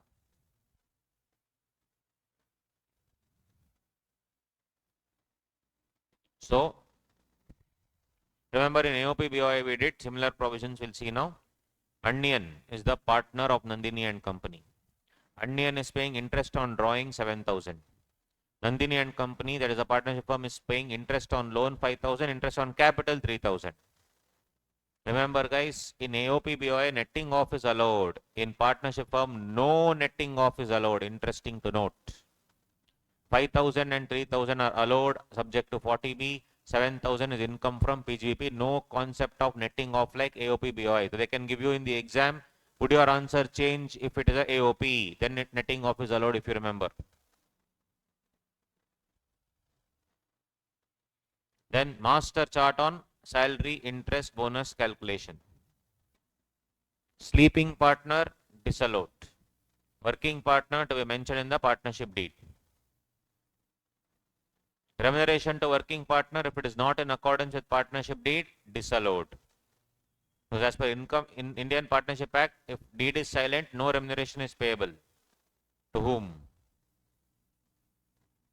No remuneration is payable to the partner if the deed is silent as per Indian Partnership Act.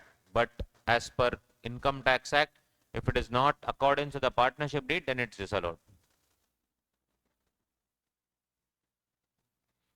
In the deed, if remuneration is said that is decided at the end of the year, AO has disallowed this. It's wrong. CVDT circular said exact amount should be there in partnership deed or there should be a basis. For example, if they say at the end of the year, the partner will be paid 5% of the book profit, 5% of the profit, that is correct. That is no problem.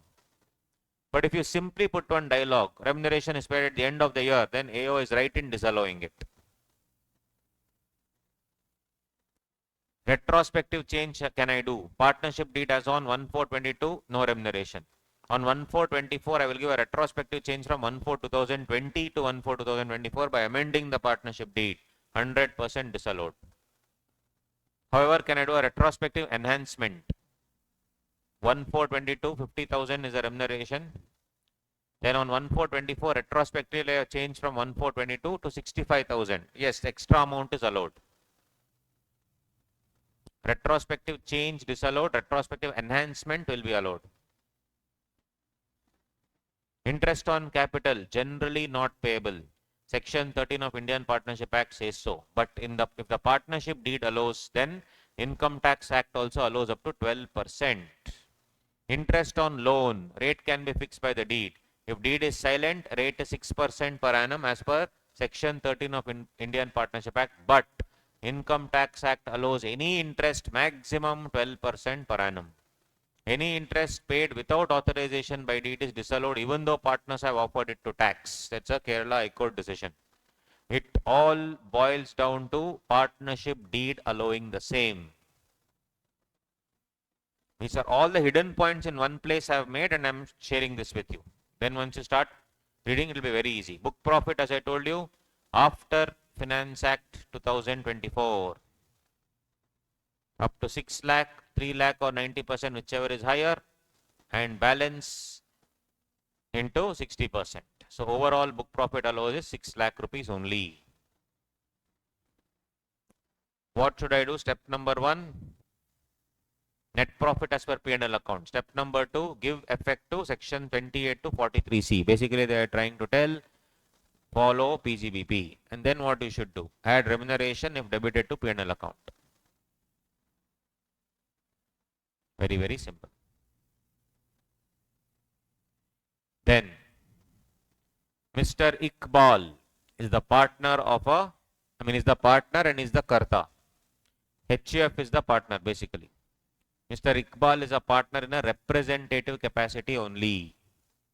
Mr. Iqbal is a partner in a representative capacity only. And HUF is the partner of Ball and Company. Mr. Iqbal has given loan in a personal capacity 10 lakh. Ball and Company is paying interest on loan 12,000 rupees. Similarly, Ball and Company partnership firm is paying 10,000 rupees interest on the capital of the firm. So guys, this 12,000 interest which you are paying in personal capacity is disallowed under 40B. It is allowed under 36(1)(3) subject to 40(a)(2). And this 10,000 interest that you are paying on the capital of the firm, that will be allowed under 40B. Explanation 1 to 40B says so. Same in AOP BOI also same thing we did. One more example. Mr. A is the Karta in the personal part, but is a partner in the personal capacity. He is the Karta of a HUF. B. HUFB has given loan to C partnership firm. Mr. A is just a Karta partner in a personal capacity. He is not partner as a HUF, but his HUF has given a loan. So C partnership firm is giving interest on capital to Mr. A, and they are also giving interest on loan given by HUF 15,000. They are giving it to Mr. A. Same dialogue. 10,000 is part of 40B. 15,000 is not part of 40B. It's allowed under 36(1)(3) subject to 40(a)(2). It should not be excessive payment. Explanation 2 to 40B.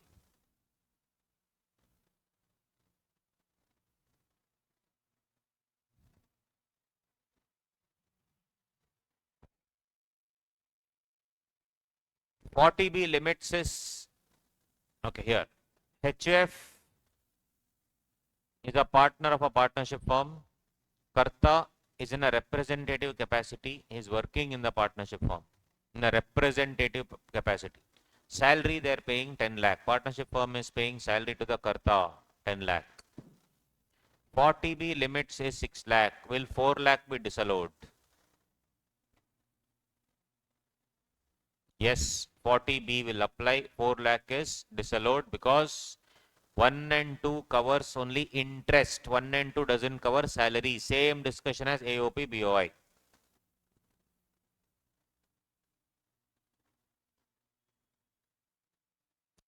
Partnership deed allowed salary. It was as per the terms and conditions. It was as per 40B. Partner is normal BCom graduate. He was taking 40 lakh per month salary. Similar employee was getting 5 lakh. AO invoked 40A2 and disallowed 5 lakh rupees.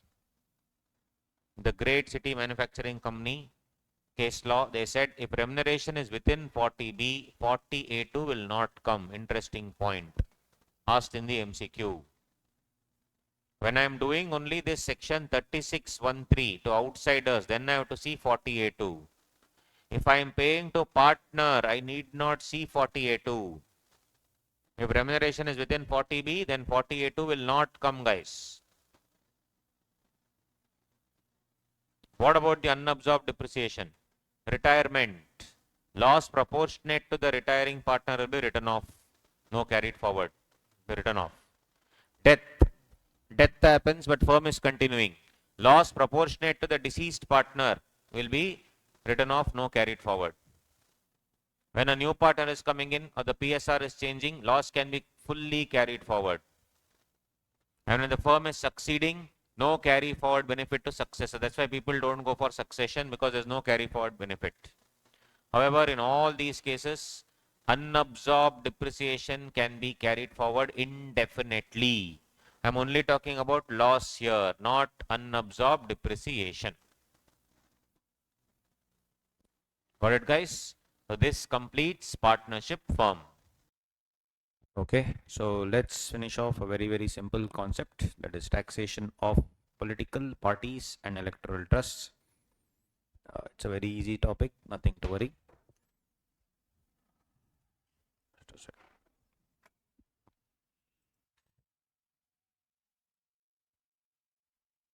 Taxation of political parties. So basically, do you really think political parties will be charged to tax?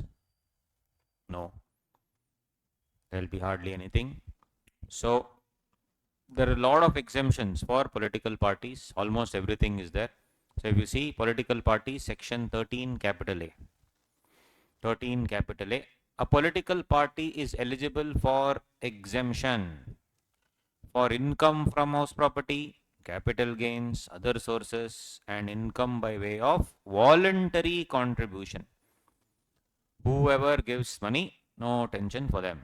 So absolutely no taxation only for them. So political party, what all is exempt? Political parties.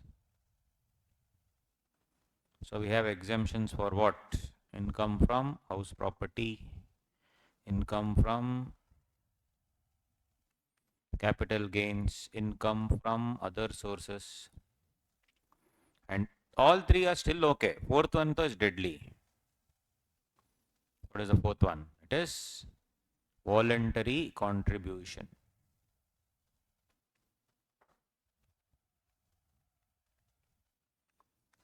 So whatever they are getting, any voluntary contribution they are getting from other people, it is fully exempt.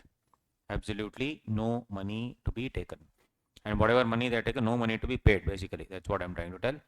Completely everything is free. So house property, in case they own some residences, etc., whatever the political parties, it's in the, it should be named in the name of the political party. Capital gain, IFOS, everything exempt. But there are certain conditions.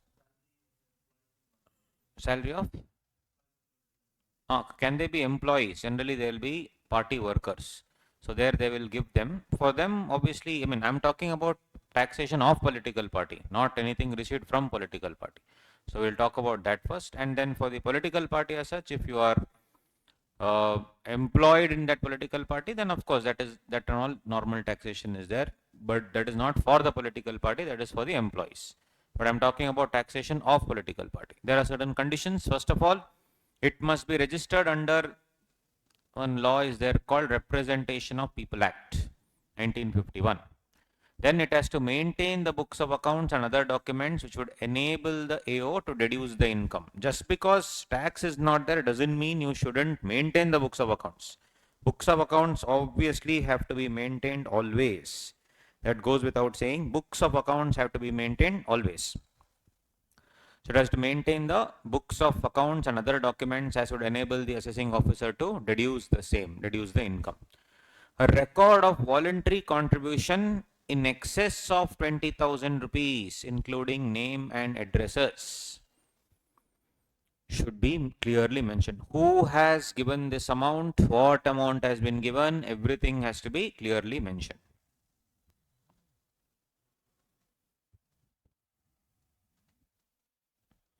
So if anybody is paying 20,000 rupees or more, that clearly has to be mentioned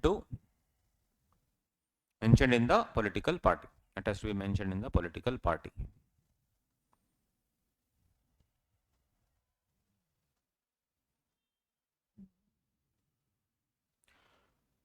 Donation exceeding 2,000 rupees. Now this was after demonetization. Any donation exceeding 2,000 rupees shall be received only by account pay check or account pay bank draft or ECS or any other electronic mode or deadly point electoral bond. Electoral bond.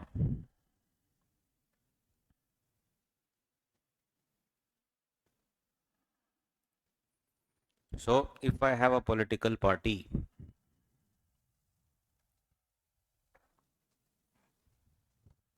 then Mukesh Ambani individually also can transfer money to the political party. Reliance also can transfer money under political party.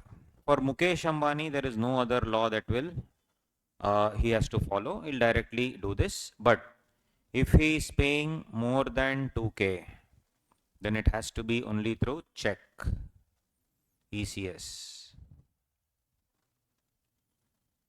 or electronic mode.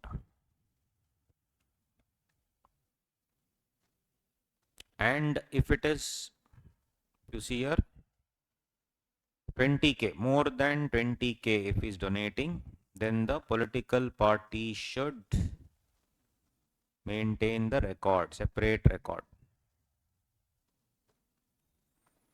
Should maintain separate record.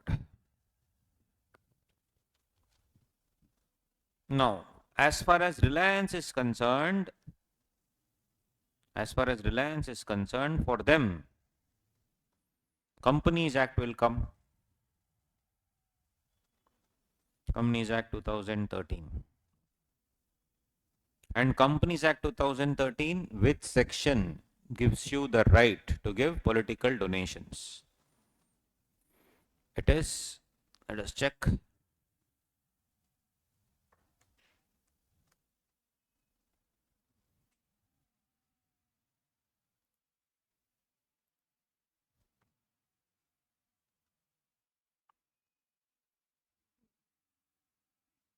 Yeah.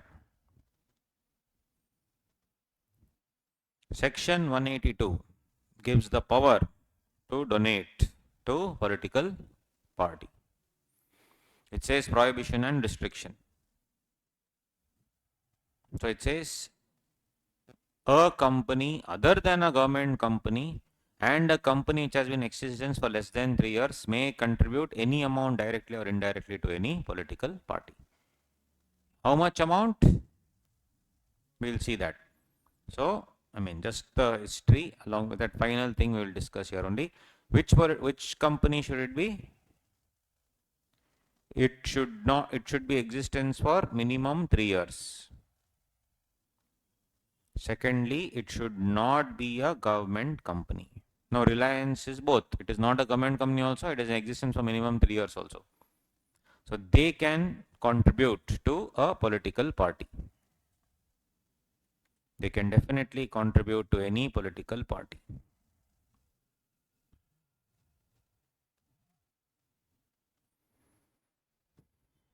It used to be from 1956 to 2013. It used to be 5%. From 2013 to 2017, it was 7.5%. And Arun Jaitley very beautifully deleted it through the Finance Act 2017 by removing that 7.5%. And now it is, as of now, any amount. It is any amount. It is not 5%, it is not 7.5%, it is absolutely any amount you can do. Only thing he inserted in 2017 was this has to be not in cash, it has to be through banking channel only. It has to be banking channel only. Then in 2017, new concept he created called electoral bonds. What is electoral bond? It is an instrument. So Mukesh Ambani can go to, let's say, SBI and pick up 40,000 crore. I'm just giving you an example. 40,000 crore, or let's say 40,000 is too much. Let's take 400 crore. 400 crore worth of electoral bond he can buy. And Ambani can distribute it to any political party it wants, he wants to. When I say Mukesh Ambani, I meant Reliance. Reliance can now distribute whatever it wants. It can distribute to BJP 200 crore, to Congress 100 crore, to AOP 50 crore, TMC assume 50 crore, JDS, Janata Dal, Kumaranna will get something, yes, anything, Tamil Nadu, everything, whatever, 400 crore assume. Now there is a catch. Catch is what? Here it says anything more than 20,000 rupees, the political party should maintain a record. So here it's that electoral bond is like a DD. You know, earlier on DD concept used to be there. We all used to go and register at the institute by paying a DD. The secretary, the Institute of Chartered Accountants of India. If the is missing, they'll reject. The secretary, institute, the institute, if it's not there, reject. Yes. So the secretary, the Institute of Chartered Accountants of India, all those things. So it's like I'm going to the bank, giving the money, and I'll receive the DD. That DD I will go and give it to that fellow, and he will go deposit to the bank. It's like demand, on demand. That's why it's called demand draft. On demand, he will pay because already money has reached the bank. There's no need of dropping the check. It is to be debited from your account, nothing. I've already paid the money to the bank. That's the best part about DD. Like that, electoral bond is a DD. And you can actually distribute it to anybody you want. But there is a catch here because 13A, section 13A says what? That the political party should maintain a record. So if I open a political party, I will know BJP will tell 200 crore came from Reliance. Nobody will donate like this. Correct? So, unfortunate. Here they clearly mention, as I told you, 182, what did they say? Company may make contribution through any instrument issued pursuant to any scheme notified under law. This is called electoral bond scheme. And in section 17A, 13A, sorry, of the Income Tax Act,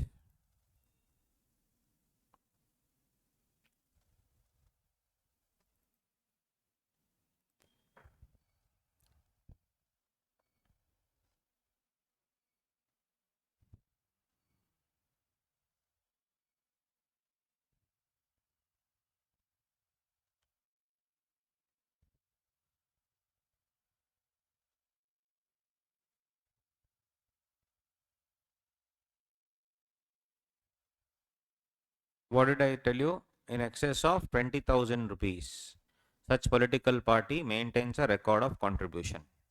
Coolly inserted this, other than electoral bond. Means, see again in 2017, Finance Act 2017.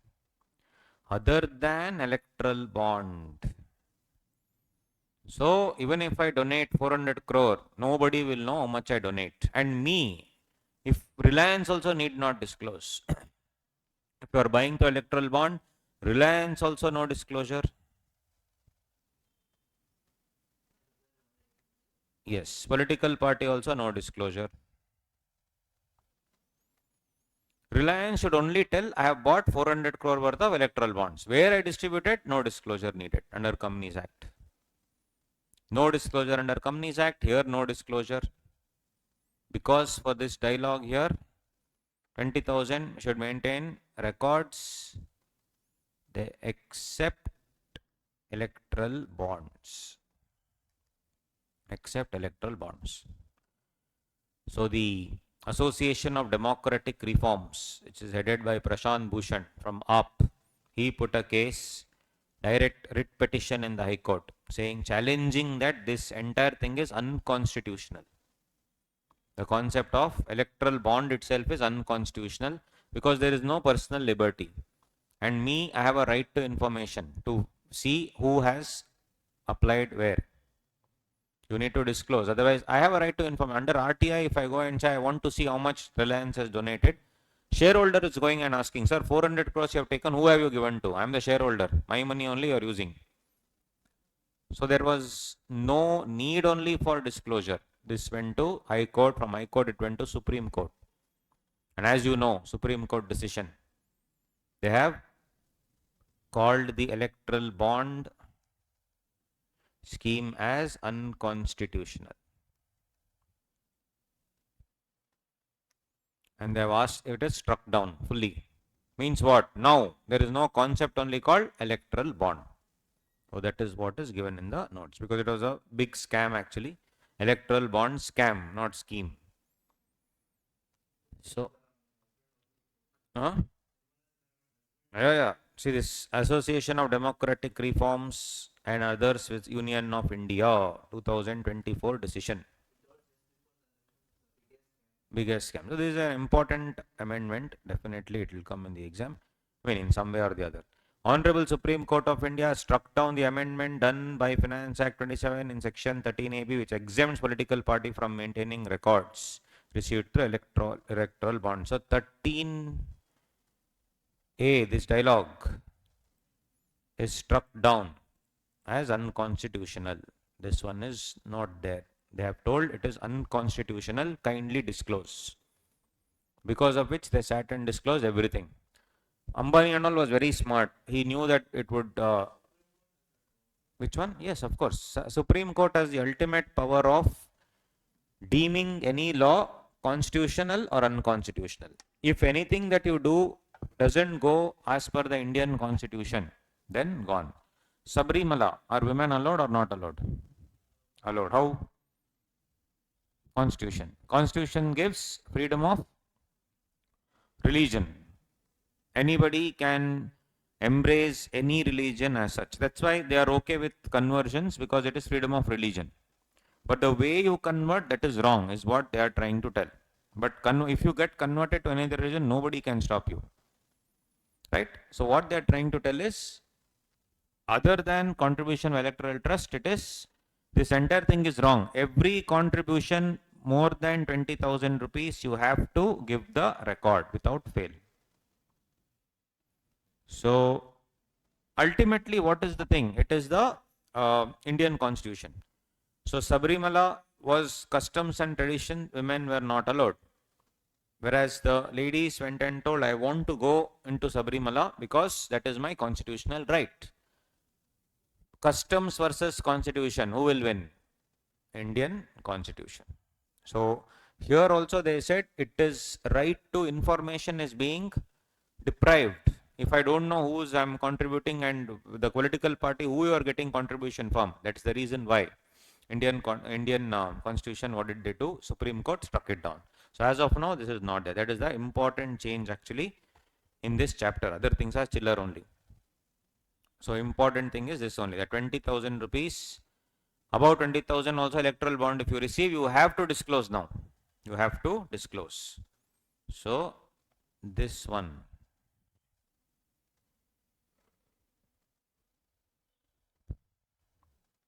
is it constitutional? Is the question. The answer is no. 2024 judgment.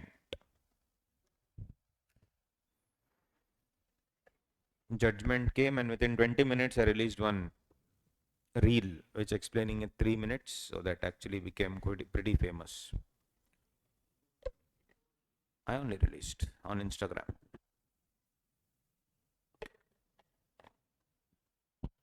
I think it's also uploaded on YouTube. It will be. But these kind of reels on Instagram, if you post, reels generally are for like 60 seconds, but if you make it like a post, you can post longer. So 3 minute thing I did, that IGTV or something comes, no? So that I did, and yeah, it was well received because we have explained there the entire, what do you say, what happened and all those things. And for our discussion, it's not needed, but anyway. Yeah, next year. So this is, sorry, unconstitutional. Modi also later told that Supreme Court removing this and all was wrong. Not wrong, but then actually it was good only, that electoral bond scheme and all, he told. For them it was good actually, yes. Because they'll not know who's donating, no? Everybody, not, yeah, everyone received, no? That record came out, right? Electoral bond record came out of how many people received how many. 100%, 60%. That's why they were keeping quiet, no? If, why will anybody say, what do you say, go against it if you have received money? So it was a big scam, and nobody raised anything against it because it is a scam only. No, if I am telling you more than 20,000, you should disclose. And now I am telling you, if you give 20,000 crore, you need not disclose as long as it's an electoral bond. It is a scam. It is your fundamental right to know who is your company supporting. Simple as that. You are the shareholder. You give me as dividend only, no? You take tax 30%, no problem. You give me as dividend. Why are you giving it to some political party? Why is there so much secrecy in a political party? That is the logic. It's again right to information. Why are you withholding? That is my fundamental right. Right to information, and also the entire thing. It's my fundamental right to figure out where the money is going. So if you're not giving me that answer, because I am the shareholder. Hmm. Scam in the sense it is scamming the public. It is not a scam where there's fraud happened. Scamming the public is what I meant. It's scamming the public. It's just eyewash. You will think, it's okay, nothing will happen. So basically, they're hiding stuff from you and they're doing it there. That's it. Nothing happened. No one looted any money because the entire donation was loot only anyway. Nobody knew. Rather than giving it to the public, they gave it to the political party. Many companies didn't, loss making companies gave 3,000, 4,000 crores and all. How? Right? So, I mean, if you just search electoral bond data, electoral bond data by SBI. See, Election Commission of India only, you'll have public disclosure has happened here. Trinamool. Future Gaming Services, 39.6% donation to Trinamool, DMK 36.7%. Mega Engineering, BJP 60% donation. BRS 20%. Quick Supply Chain, BJP 91.5%. Shiv Sena 6.1%. That's what I'm saying. So,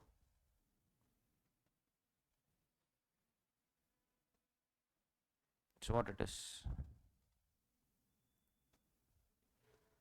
See here. 55%, 55 firms purchased, exceeded 7.5% cap. In 2020-24, lion's share went to BJP. And see, this is what I call a scam. I don't want to buy your house, bro. Go. Where is the top? Oh, here. Okay. Irritating it is. Here. 33 loss-making firms donated electoral bonds worth 500. Now, isn't this a scam? Loss-making company. Where is the money? Right? You are scamming the public. 75% went to BJP. These fellows, maybe Hindu is against BJP, so they are, it's the Hindu only, by the Hindu. So the Hindu maybe is against BJP, so they are giving this data if you feel that they are against one political party. But this is the actual facts of the case. 33 loss-making firms donated. Firms means companies here, because in paper and all, firms, companies, everything is the same. The 33 loss-making concern firms, companies donated electoral bonds worth 582 crore. How is it possible? You are showing loss, you have looted shareholders' money, but you gave 582 crore. That is a scam only, obviously. Nice picture. That's what it works.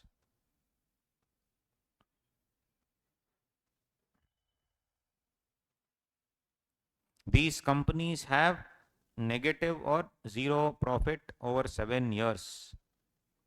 The aggregate net loss in all these companies is 1 lakh crore. So how are they giving? Correct. That's why they removed that 7.5% of profit.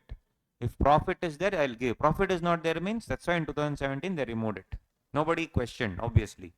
And they inserted electoral bond. Nobody questioned, obviously. That is a scam. Yes. Next. Accounts of the political party to be audited by a chartered accountant.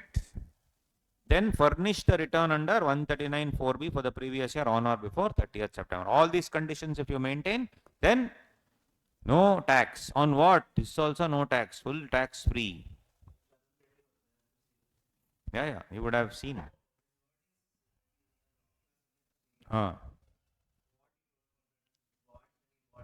Correct. So he is correct. Get to know all the details after 4 years, after Supreme Court decision comes. I would have been dead by then, is what he would have meant. The treasurer of the political party, but he was very smart. Jaitley was a brilliant FM. Even Lungi, Chidambaram. Amazing lawyers. This auntie only. Nobody likes her. Yes, so the treasurer of the political party or the authorized representative fails to submit report under section 29C3, the Representation of People Act, for a financial year. No exemption under the section shall be available for that political party. So yes, you should give a report also of all these things. This only, that 2,000 rupee, 20,000 rupee, all that report you should give, except electoral bond. So 29C3, this also was struck down. There also political electoral bond was excluded. This also was struck down.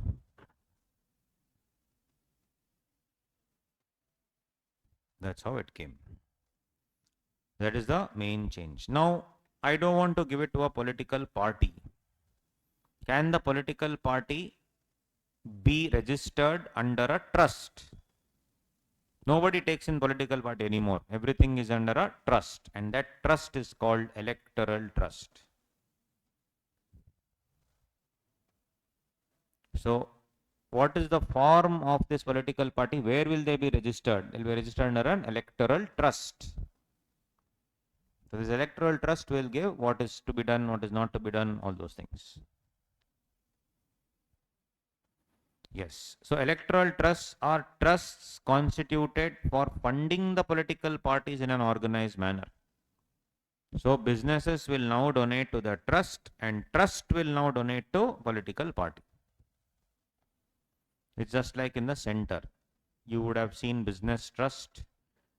If you have not watched that, when you watch it, you will understand. So, company will now give it to electoral trust, and electoral trust will now give it to political party.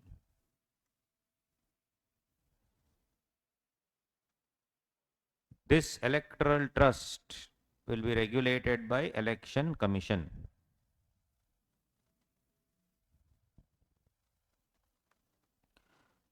This will be regulated by the Election Commission. Electoral trusts are trusts constituted for funding political parties in an organized manner. 222 AAA defines electoral trust to mean a trust so approved by the board in accordance with the scheme made by the central government. Voluntary contribution received by an electoral trust shall be exempt provided the following conditions are satisfied. The trust shall distribute a minimum of 95% of the total donation received along with the surplus. So, what is the condition? Political party will be exempt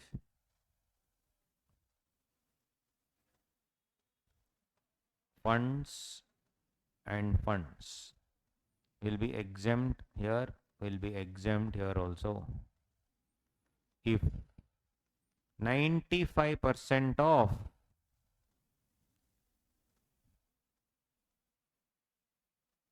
the what? 95% of the donation is transferred to political party. 95% of donation is transferred to political party. It could be through electoral bonds also, doesn't matter. Anyway, electoral bonds is removed now. The political party receiving donation should be registered under the Representation of the People Act. Obviously, you cannot give it to some random political party. It should be a registered political party under the Representation of People's Act. The electoral trust shall function in accordance with the rules made by the CG.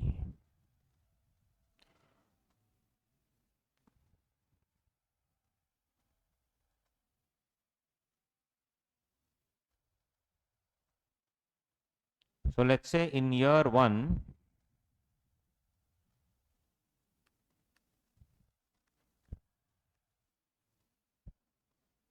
electoral trust receives 1000 crore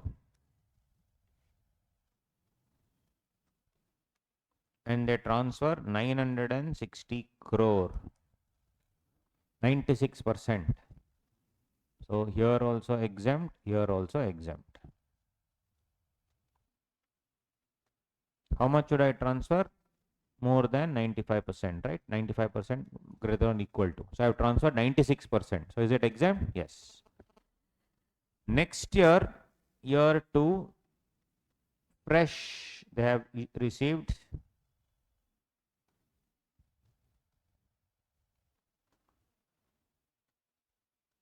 2000 crore.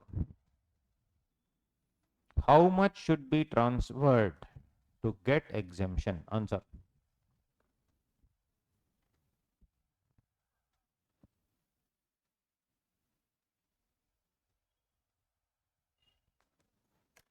How much should be transferred?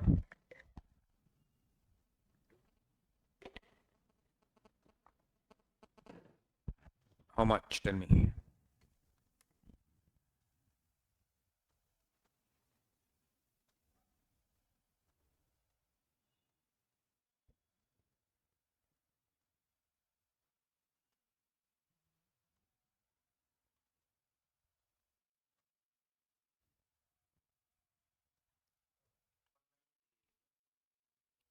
1938. How did you get? 2000 into 95 you did. Then? Yes. So 95% of the total donations received along with the surplus brought forward from the earlier year.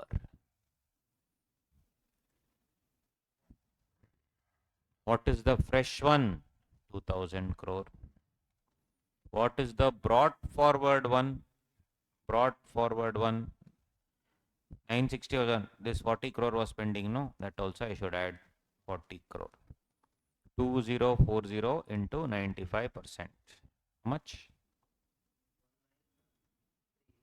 1938 CR. If you transfer 1938 CR, then no problem. Otherwise, exempt. No exemption. Taxable. Same.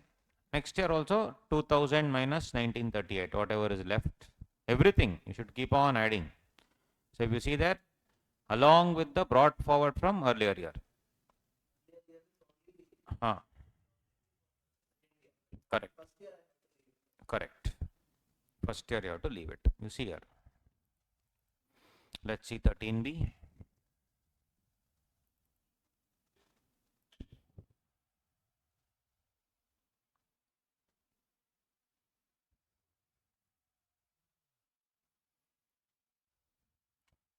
Such electoral trust distributes to any political party during the said previous year 95% of the aggregate donation received by it during the said previous year, along with the surplus, if any, brought forward from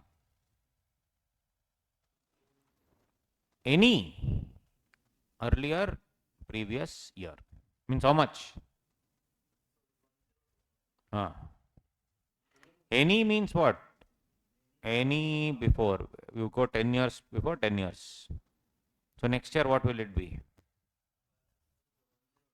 So next year it is 102. How?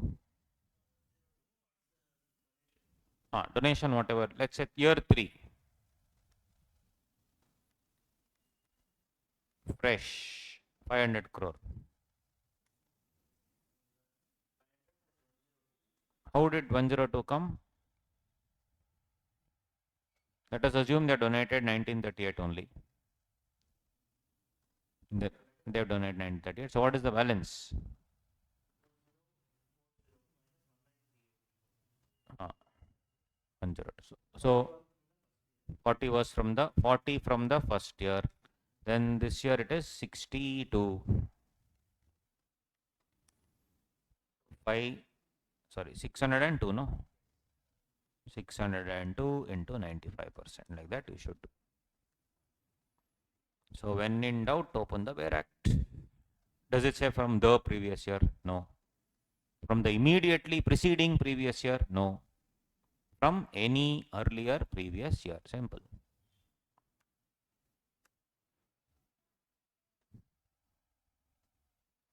The electoral trust shall function in accordance with the rules made by the central government. Where the electoral trust fails to distribute minimum of 95%, the entire income shall be subject to tax. Whatever was not taxed earlier, full will be taxed. No mercy.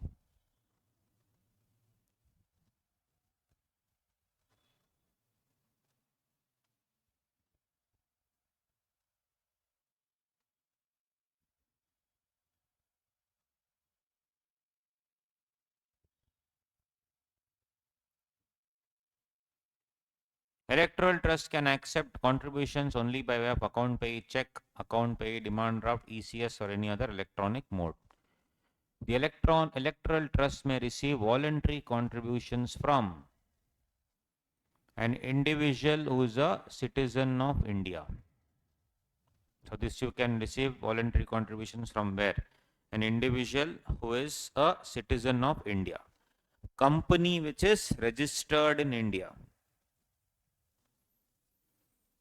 Firm or HF or AOP or BOI resident in India. All the three. So first, individual who is a citizen of India. You can receive anybody, Mukesh Ambani. Company which is registered in India. Again, Indian company only, not other companies. Firm or HF or AOP or BOI, again, who's a resident in India. So we have seen the residential status in international taxation. You can go through that lecture. Firm means the control should be in India. HF, the Karta should be in India. AOP, BOI, similar provisions.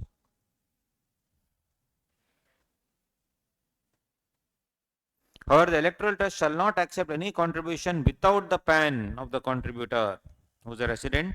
The passport number in case of citizen of India who is not a resident. They have never told about non-resident here. They only told citizen of India. So, can I receive from NRI? Yes. Assuming is an Indian citizen who is not accepted foreign company citizenship and relieved Indian citizen. Dual citizenship also you can receive, no tension. One of the reasons why our Prime Minister keeps going abroad talking to NRIs also because of foreign funds, not just political contribution, but inflow of foreign funds into the country for development. Not just for political contribution, but whatever said and done, you need money to run political parties. So you need to collect money. No doubt about it.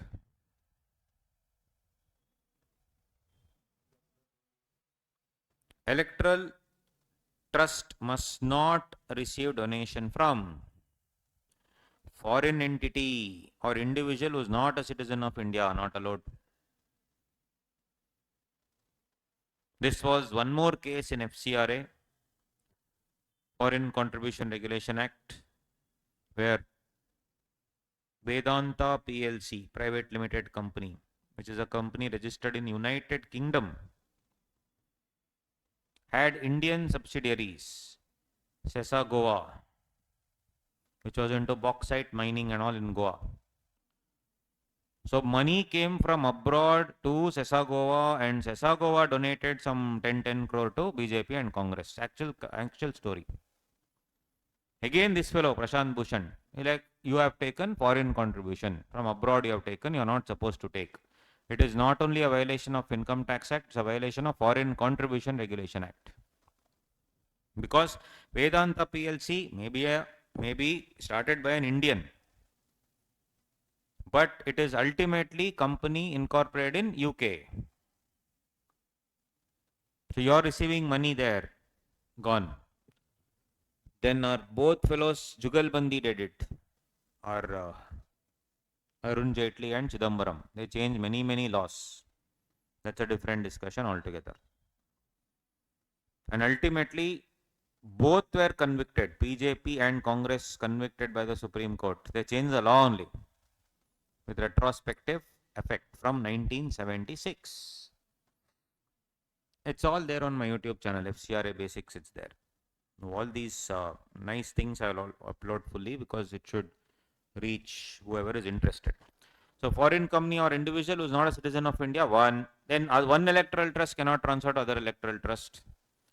Government company cannot donate to political party. It's like me donating to myself. Correct? Not allowed. Then see foreign source. I told you foreign source as per FCRA 2010. They have given foreign source means citizen of a foreign country or what do you say, foreign company, or even if it's an Indian company which is owned by Indians also, doesn't matter. Foreign company cannot donate. So the best part is now you are donating. What's in it for me? You will say. What will I get? What will I get? You will get donation. This you will get deduction, guys. Any contribution made to political party or electoral trust other than by way of cash, no problem. I will not do cash. I'll do electoral bond scheme. Shall be allowed as a reduction under 80 GGB for Indian companies and 80 GGC for any SSC except local authority. In every artificial juridical person wholly or partly funded by the government. You will get what? What will you get? Deduction.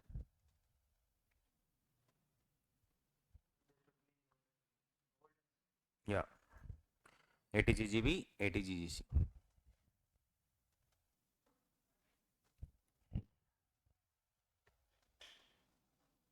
And last part, distribution of contribution. Now in this, it says 95%. No, 5%. Why can it retain? Why should it retain? Logically. Administrative expenses. So if I ask you what is the maximum cap on administrative expenses, logically you will have to say 5%. Next point. The electoral trust may, for the purposes of managing its affairs, where is it in our material? It's in this thing, in our ISM Institute material. This chapter is in assessment of trusts, right? I mean, of other entities. In that we'll see if there are any examples they have given. We'll finish off that also. Illustrations. Just check any illustration is given. I'll directly go to that page. The electoral trust, I hope they have given at least one. The electoral trust may, for the purpose of managing affairs, spend up to 5% of the total contributions received in a year, subject to an aggregate limit of 5 lakh rupees in the first year and 3 lakh in subsequent years. That also they have given, guys. Maximum how much can you do? 5%. But overall monetary limit they have given 5 lakh in the first year and 3 lakh in subsequent years.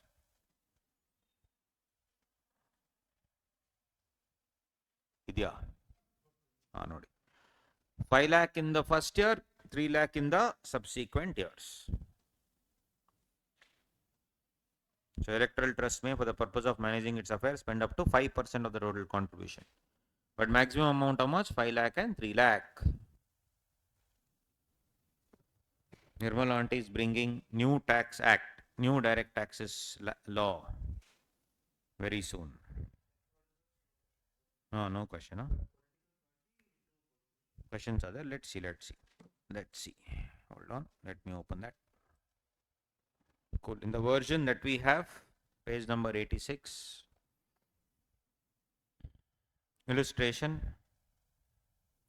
16. Other things, same thing we have discussed, all these things, same stuff they have given. This is charitable actually. This is from your political parties. There, illustration. Explain in the context of provisions of the Act whether the income derived during the year ended on 31st March 2024 in the following case shall be subject to tax in the assessment year. Political party duly registered under Section 29A of the Representation of People's Act received rent of 1,25,000 per month of one of its building let out to a bank. What do you think? Exempt. Provided conditions are followed. What are the conditions? Books of accounts you should maintain, return of income you should file on time, or a chartered accountant sign should be there. Those things. That's all. Very simple. Otherwise, it will be there. Then they have given here the books of accounts maintained by the National Political Party registered with the Election Commission for the year ended 31st March 24 disclose the following receipts. Rent of the property let out to a store at Chennai, 6 lakh. Interest on deposits other than banks, IFOS, that is. Contribution of 21,000 each from 100 persons who have secreted their names. I don't care, but it's 21,000 rupees. Contributions from 10 persons by way of electoral bonds of 25,000, 2,50,000. Cash contribution of 2,100 each from 1,000 members according to the books of accounts. What do you think? 2,000 allowed or not? More than 2,000 in cash? Allowed or not? Net profit of cafeteria run in premises of Delhi.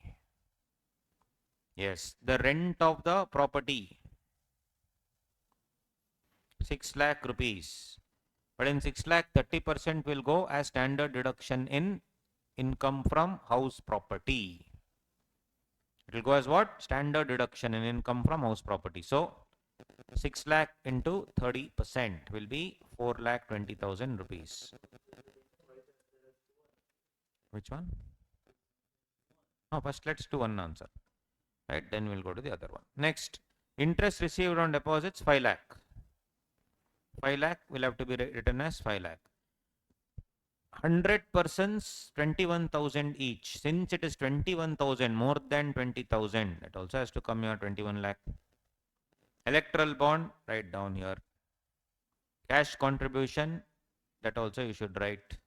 Net profit 3 lakh. Total income 56 lakh 70,000. So cash contribution in excess of 2,000 received from 100,000 persons. Political party has violated the condition of receipt of donation through. Hence, that entire thing will be taken into account. Political party has also violated the condition of maintenance of records in case of donations exceeding 20,000 because there cannot be anonymous donations if it is more than 20,000 except if it is electoral bonds. So since they have violated the conditions, they are telling all these things you have to charge to tax. Yeah. Representation of People Act. Correct. It should be registered under the Representation of People Act. Which one? That is electoral trust. Electoral trust should be registered in Election Commission. This also should be registered under. Basically, everything should be approved under Election Commission. Election Commission is like a regulator. Representation of People Act is the act. Right? So SEBI Act is the act. Or who is the regulator? SEBI. Same way.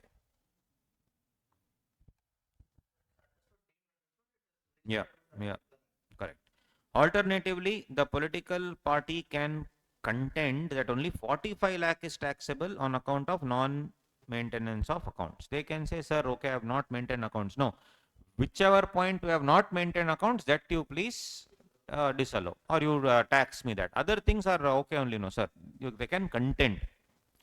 Rent of property, they can say, sir, it's exempt. Interest received, they can say exempt. 10% electoral bond exempt, but this is not exempt anymore. You have to disclose. correct? And that entire thing is struck down, so leave it. Then anyway, this 21 lakh. So this is no longer exempt actually after the Supreme Court decision. You can write that as a note in the exam that I have given you the case law reference. No need to write the case law, but anyway. Contribution from 100 persons or secreted their names, that is taxable. Cash contribution 2100, taxable.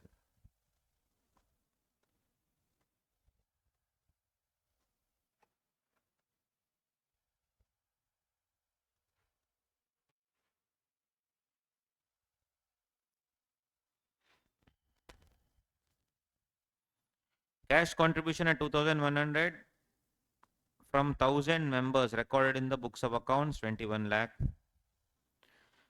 Net profit of cafeteria at Delhi 3 lakh rupees.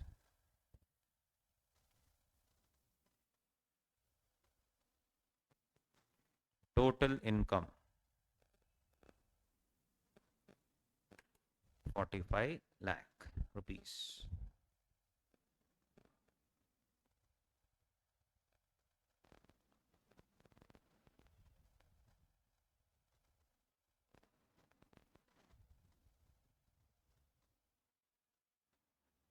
So they can do that. It is presumed that the conditions regarding maintenance of accounts, audit, submission of report under 29C of Representation of People Act, filing of return of income, all are fulfilled by the political party, and hence it is eligible for thing. That you can do like this as well. You can assume this or you can assume that. Anyway, normal political party rate. There is no, what do you say? In the first chapter we have seen, no, what are the rates?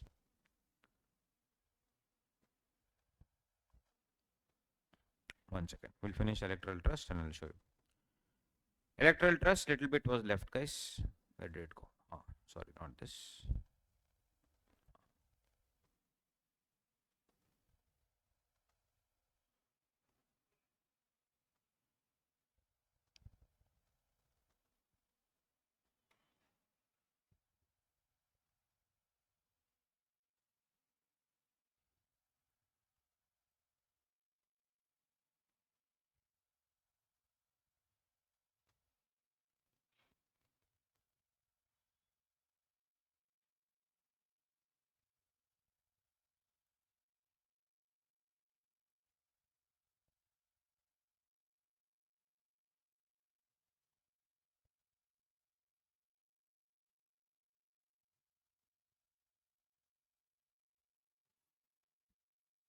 So, if you see the first chapter,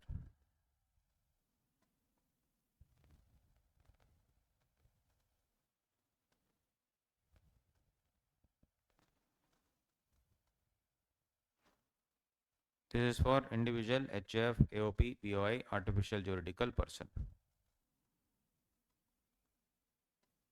So, what is a business trust? What person is it? Is it a trust? Business trust. Is it a, what is a trust taxation? Is it a local authority? Is it a company? Are any of these things company? What is it?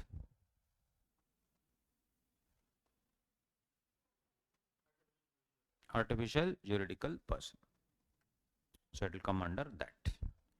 Because income tax is very clear, guys. If you see for firms and companies separately, they have given here.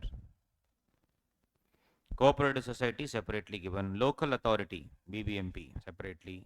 Firms, LLP, company separately. This is neither. So it will come under that.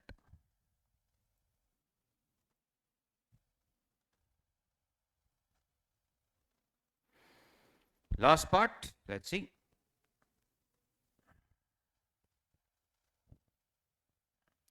The total contribution received in any financial year along with the surplus from any earlier financial year, if any, as reduced by the amount spent on managing its affairs, shall be distributable contributions for the financial year.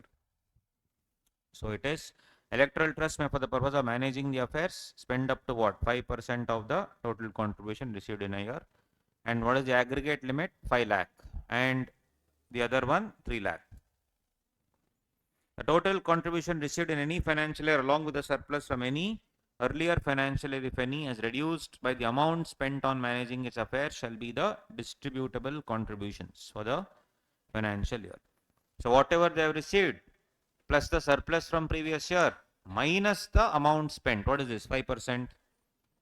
That is, or it's maximum 5 lakh, 3 lakh. That will be the distributable contribution. An electoral trust shall be required to distribute the distributable contribution received in any financial year to the eligible political party before 31st of March. 95% of the total contribution received along with the surplus should be distributed. So example, we have already seen that, but one more example. Electoral trust received a voluntary contribution of 1 CR, distributed 97 lakhs. Since more than 95% of aggregate was distributed, total contribution of 1 crore shall be exempt. Suppose the next year electoral trust receives 2 crore. How much should I distribute? 200 lakhs plus 3 lakhs. 192.85 at least to be eligible for exemption. And every electoral trust shall get its accounts audited by CA and furnish the audit report in form number 10BC along with particulars forming part of its annexure. Commissioner of Income Tax should sign. That's about it. So it's a very simple chapter, but anyway, because of the electoral trust concept, it has become interesting. Otherwise, there is nothing great in this chapter, to be honest. Let's see if this one more question was there. You said no. Let's see which page. Let's see if anything else is given here. Voluntary contribution done. All this is done. 1 second. I'm just seeing here. Simply institute will give so many unnecessary things. Electoral trust. Which one? No, this is a separate taxation. That is a charitable trust. No, that is not. Nothing.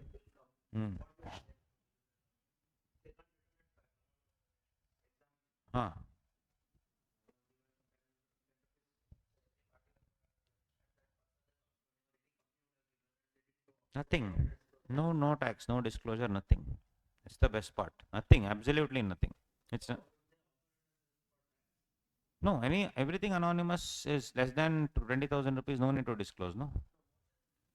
No, 10,000 per, you said 10 rupees per person. So no need to disclose. If you have donated on your own more than 20,000, then you have to disclose.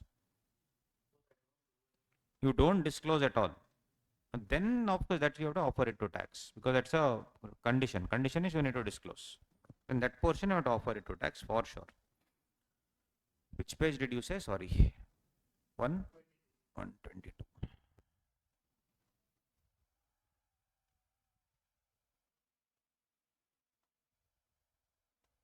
The sixth question, no? An electoral trust approved by CBDT is not liable to income tax in respect of voluntary contribution received on other income. Examine the correctness of the statement. These kind of questions will never come like that theory. But anyway, since it's there, normal theory answer.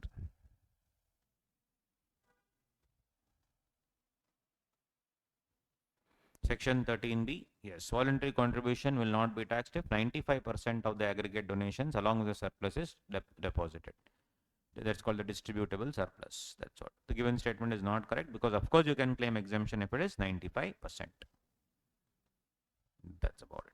So that there ends the matter with respect to taxation of political parties. So previous year's questions, again, once the book is ready, we will add those questions in the next video for this related to this. So it is taxation of political parties. That's about it.